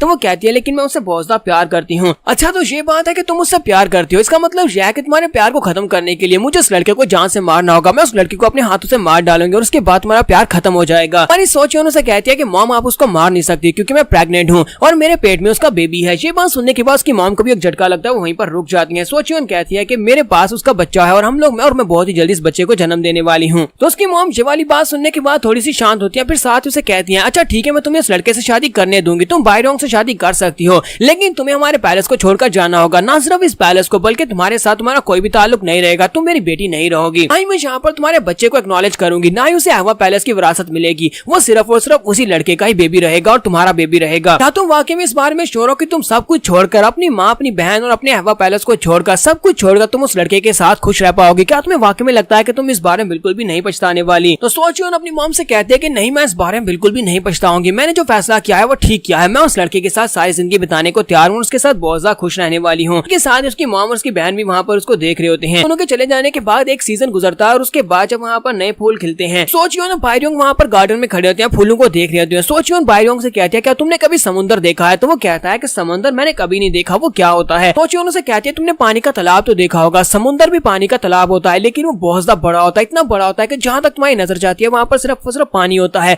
और सही यही नहीं, उसके बीच यानी कि जहाँ पर उसका किनारा होता है उसके ऊपर बहुत सारे प्लम ब्लॉसम के ट्रीज होते हैं जिनके ऊपर बहुत सारे खूबसूरत फूल खिलते हैं। मैंने उसके बारे में पढ़ा है कि वो इस दुनिया के सबसे आखिरी छोर के ऊपर है। जब तुम चलते चलते दुनिया के आखिरी छोर पर पहुंच जाओगे तब तुम्हें वो समुद्र दिखाई देगा और वहाँ पर फूल इतने ज्यादा है कि तुम वहाँ पर फूलों में चलते जाओ तभी वो फूल खत्म नहीं होंगे। मैंने सुना है कि अगर कोई इंसान वहाँ पर पहुंच जाता है, उस फूलों के गार्डन में पहुंच जाता है जो समुद्र के किनारे है, तो उसके बाद वो अपनी इंसानियत को खो देता है, यानी कि वो वहीं पर उसी गार्डन का होकर रह जाता है और कभी वहाँ से बाहर नहीं निकल पाता। सोचियोन बायरोंग से कहते हैं कि मुझसे वादा करो कि मैं और तुम, हम दोनों एक दिन उस जगह के ऊपर जाएंगे, समुद्र के किनारे और फूलों के गार्डन में जाकर हम लोग अपनी बस्ती बसाएंगे, मैं, तुम और हमारा बेबी जो कि बहुत ही जल्दी पैदा होने वाला है, हम तीनों वहाँ पर जाकर रहेंगे। बायरोंग से कहता है कि ठीक है मैं तुमसे वादा करता हूँ, साथ ही उसे फिर से किस करता है और यहाँ पर हमारी एपिसोड 8 का एंड हो जाता है। तो एपिसोड की एक्सप्लेनेशन अच्छी लगी हो तो कमेंट का किस रूप बताइएगा, चैनल को सब्सक्राइब कर दे, वीडियो को लाइक और शेयर कर दें, शुक्रिया। तो गाइस कैसे हैं आप सब लोग? द स्ट्रॉन्ग वन के एपिसोड 09 के साथ हाजिर हूं और इस वीक की लास्ट एपिसोड भी, क्योंकि अगले चैप्टर अभी तक रिलीज नहीं हुए और जब नए चैप्टर रिलीज होंगे तो मैं उनको भी साथ साथ एक्सप्लेन कर दूंगा। इस एपिसोड की शुरुआत में गोस्ट वैली का सीन दिखाया जाता है। गोस्ट वैली में हमारी वीवी जो होती है जब अंडरवर्ल्ड किंग से मिलने के लिए उसके रूम में आती है तो वहाँ पर अंदर से उसे आवाज आती है, वो उसे कहता है कि बायरोंग वो यहाँ पर से छोड़कर चला गया, तुमने उसे सजा क्यों नहीं दी और उसे इतनी आसानी से यहाँ से जाने क्यों दिया? स्नो गर्ल वीवी उसकी बात सुनने के बाद सोच रही होती है कि इसकी आवाज अंडरवर्ल्ड किंग के जैसी बिल्कुल भी नहीं है, लगता है कोई और यहाँ पर उसकी कुर्सी के ऊपर बैठा हुआ है। वीवी उसे कहते हैं क्योंकि उसने यहाँ पर टेस्ट को पास कर लिया था, क्योंकि उसने इन्फिनिट केव के टेस्ट को पास किया और यही रूल है। आपको अच्छी तरह से पता है कि यहाँ पर से छोड़कर जाने वालों के लिए दो ही रूल्स होते हैं। पहला रूल यह है कि उसे एक एल्डर को हराना होगा, दूसरा रूल यह है कि इन्फिनिट केव को पार करना होगा और उस लड़के ने वो रूल को पूरा किया है। उसी तरफ से इंपोस्टर अंडरवर्ल्ड किंग जो होता है वो उसे कहता है कि तुमने यहाँ पर सिर्फ और सिर्फ रूल्स को फॉलो करते हुए उस लड़के को यहाँ से जाने दिया क्योंकि उस लड़के ने रूल को पूरा किया था। क्या तुम्हें लगता है कि तुम यहाँ पर हमारी गोस्ट वैली की लीडर बनने के लायक हो? मैंने कितनी बार ये बात कही है कि सिर्फ और सिर्फ स्ट्रॉन्गेस्ट लोगों को ही हमारी गोस्ट वैली का लीडर बनने की इजाजत है, क्योंकि तुम बहुत ज्यादा कमजोर हो, इसी वजह से तुमने उस लड़की को यहाँ से जाने दिया। मुझे पता है कि तुम्हें इस बात से काफी गुस्सा आएगा, लेकिन मुझे लगता है कि नोकजून और पागुन वो दोनों तुमसे काफी ज्यादा बेहतर लीडर बन सकते हैं। तुम्हारी वीवी ज्योतिया आगे जाती हो, जाकर पर्दा हटाकर सामने देखते हैं तो वहाँ पर टामरांग बैठा होता है। टामरांग उसे देखकर हंसना शुरू कर देता और कहता है कि मुझे लगता है कि तुम यहाँ पर मुझे देखकर बहुत ज्यादा खुश हुई होगी क्योंकि मैं काफी अरसे के बाद वापस आया हूँ। वीवी उसे कहते हैं कि जब लास्ट टाइम तुम यहाँ पर से छोड़कर चले गए थे तब तो हमें लगा था कि तुम कभी वापस नहीं आओगे, अब अचानक से तुम यहाँ पर वापस क्यों आ गए हो? तो टामरांग उसे कहता है कि मुझे नहीं पता कि मैं यहाँ पर वापस क्यों आया हूँ, अपनी मर्जी से यहाँ पर नहीं आया, बल्कि अंडरवर्ल्ड किंग ने मुझे मैसेज भेजा था, उसने मुझे कहा था कि मुझे यहाँ पर आना है। मेरे फादर यानी कि अंडरवर्ल्ड किंग ने मुझसे रिक्वेस्ट की थी कि मैं यहाँ पर कुछ अर्सा के लिए आऊँ क्योंकि यहाँ पर कुछ दिनों के लिए मुझे रुकना पड़ेगा। तुम्हारी वीवी इस बात से काफी ज्यादा हैरान होती है और उसे कहती है मुझे समझ नहीं आ रही कि अंडरवर्ल्ड किंग ने तुम्हें यहाँ पर क्यों भेज दिया होगा, क्योंकि पहले तुम यहाँ पर हमारी गोस्ट वैली को छोड़कर चले गए थे और अब अचानक से तुम्हें यहाँ पर वापस भेज दिया।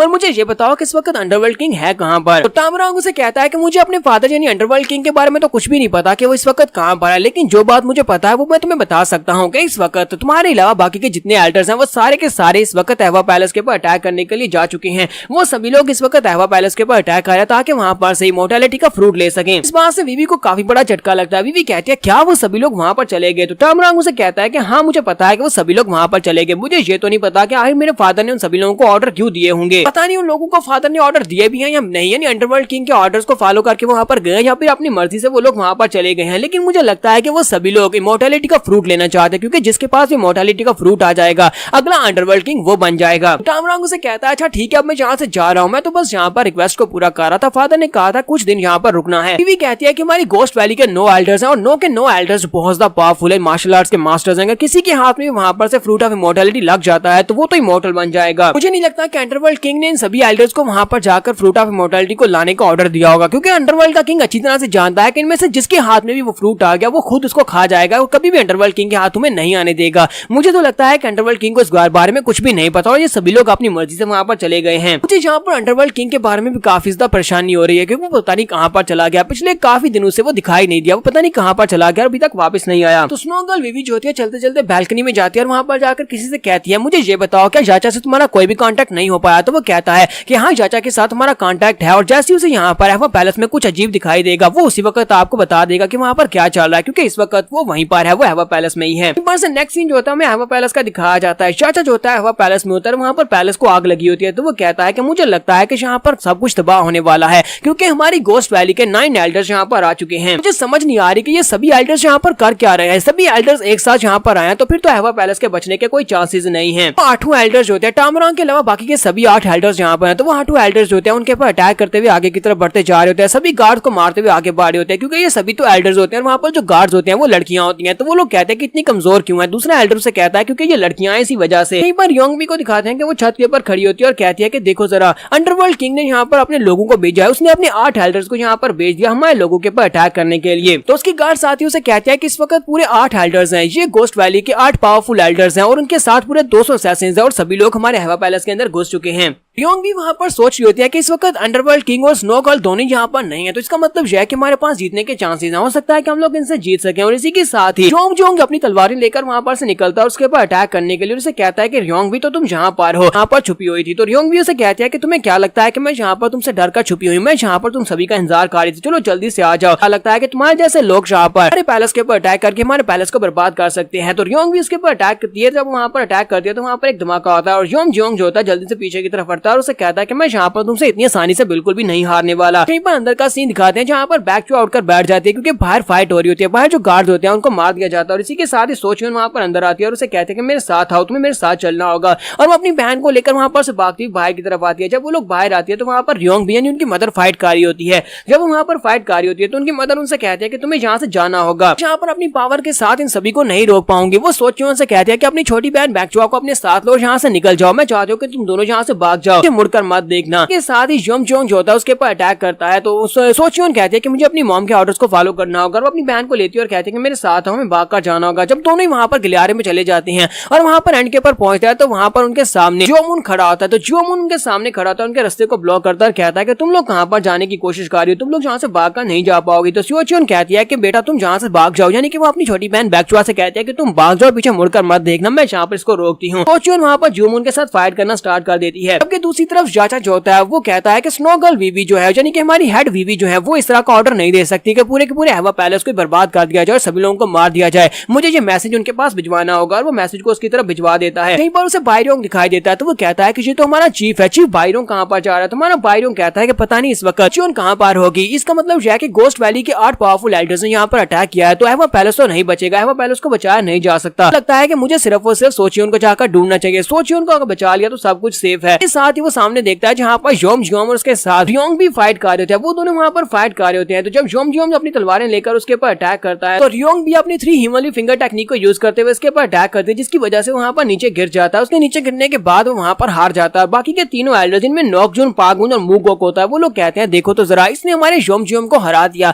हालांकि योम काफी ज्यादा स्ट्रॉन्ग था लेकिन वो एक नया एल्डर था, यानी कि उसे हमें ज्वाइन किए हुए ज्यादा अरसा नहीं हुआ, इसी वजह से वो हार गया। लेकिन इसमें अभी भी दम है, चलो इस बुढ़िया को हरा देते हैं। और इसी के साथ ही वो तीनों जंप करते ऊपर चले जाते हैं और कहते हैं योंग भी वाकई में काफी ज्यादा स्ट्रॉन्ग निकली। हमारी आंखों के अंदर इस तरह का लुक है जैसे तुम्हें लगता है कि तुम जहाँ पर हमें हरा कर जीत पाओगी। क्या तुम्हें वाकई में लगता है कि तुम हम तीनों के साथ एक साथ फाइट करके हमें हरा सकती हो? भी कहती है कि मुझे पता है कि तुम सभी लोगों का मकसद क्या है और मैं यहाँ पर इस बात का वादा करती हूँ कि तुम में से कोई भी यहाँ पर उस चीज को हासिल नहीं कर पाएगा। और तीनों ही एल्डर्स होते हैं एक साथ उसके ऊपर अटैक करने के लिए आगे बढ़ते हैं। वो तीनों एक साथ उसके ऊपर अटैक कर रहे होते हैं और इसी के साथ एक एल्डर अपनी बड़ी से तलवार के साथ उसके ऊपर अटैक करने लगता है। तो इसी के साथ ही बायरोंग उसके सामने आकर उसकी तलवार के अटैक को ब्लॉक कर लेता है और योंग भी से कहता है क्या तुम ठीक हो? एल्डर बायरोंग को वहां पर देखकर बहुत ज्यादा खुश हो जाते हैं और कहते हैं देखो जरा यहाँ पर कौन आया है, हमारी फैमिली का गद्दार यहाँ पर आया है, तो चलो आज यहाँ पर इसको भी सबक सिखाते हैं। क्या इसे लगता है कि हम एल्डर्स को रोक पाएगा? तो बायरोंग योंग भी से कहता है कि मैं तुम्हारी मदद कर सकता हूँ। तो योंग भी उसे कहते हैं नहीं, तुम्हें मेरी मदद नहीं करनी, जाओ जाकर सोचियोन को ढूंढो। तुम उससे अलग क्यों हो? तुम दोनों तो एक दूसरे से प्यार करते हो, फिर तुमने उसे अकेला यहाँ पर क्यों छोड़ दिया? जल्दी से जाओ जाकर उसकी मदद करो, इन सभी को मैं अकेले संभाल सकती हूँ। इसी के साथ वो अपनी पावर्स को रिलीज करती है और तीनों के ऊपर अटैक करती है। जबकि हमारा बायरोंग जो होता है वहां पर से भाग पड़ता है और कहता है कि तुम्हें यहाँ पर कहने की जरूरत नहीं थी, वो मेरी वाइफ है और मैं उसको जरूर बचाऊंगा। बाइरियोंग जो होता है सोचियोन को ढूंढने के लिए वहाँ पर से निकल पड़ता है और कहता है कि आखिर तुम कहाँ पर हो, आखिर तुम कहाँ पर हो। और नेक्स्ट सीन में दूसरी तरफ अंडरग्राउंड गलियारे का दिखाया जाता है जहाँ पर जियोमून सोचियोन से फाइट कर रहा होता है। इसी के साथ ही वो अपने बड़े से बॉल को घुमाकर सोचियोन की कमर में मारता है, जिसकी वजह से सोचियोन जख्मी होकर पीछे की तरफ गिर जाती है। सोचियोन कहते हैं कि तुम लोगों को क्या लगता है कि तुम लोग यहाँ पर से मोर्टेलिटी वाली फ्रूट को लेकर जा सकते हो कि कोई भी चीज यहाँ पर नहीं है। तो जियोमून से कहता है कि मुझे लगता है कि मुझे जाकर तुम्हारी मदर के ऊपर अटैक करना चाहिए, तुम्हारे पास से मुझे कुछ भी नहीं मिलेगा लेकिन तुम्हारी माँ के पास वो फ्रूट की इन्फॉर्मेशन होगी। अब इसी के साथ ही वो अपने बॉल को लेकर उसके सर में मारने लगता है। तो वहाँ पर एक जबरदस्त धमाका होता है लेकिन उसका अटैक ब्लॉक हो चुका होता है। बाइरियोंग वहाँ पर आता है, उसके अटैक को ब्लॉक कर लेता है।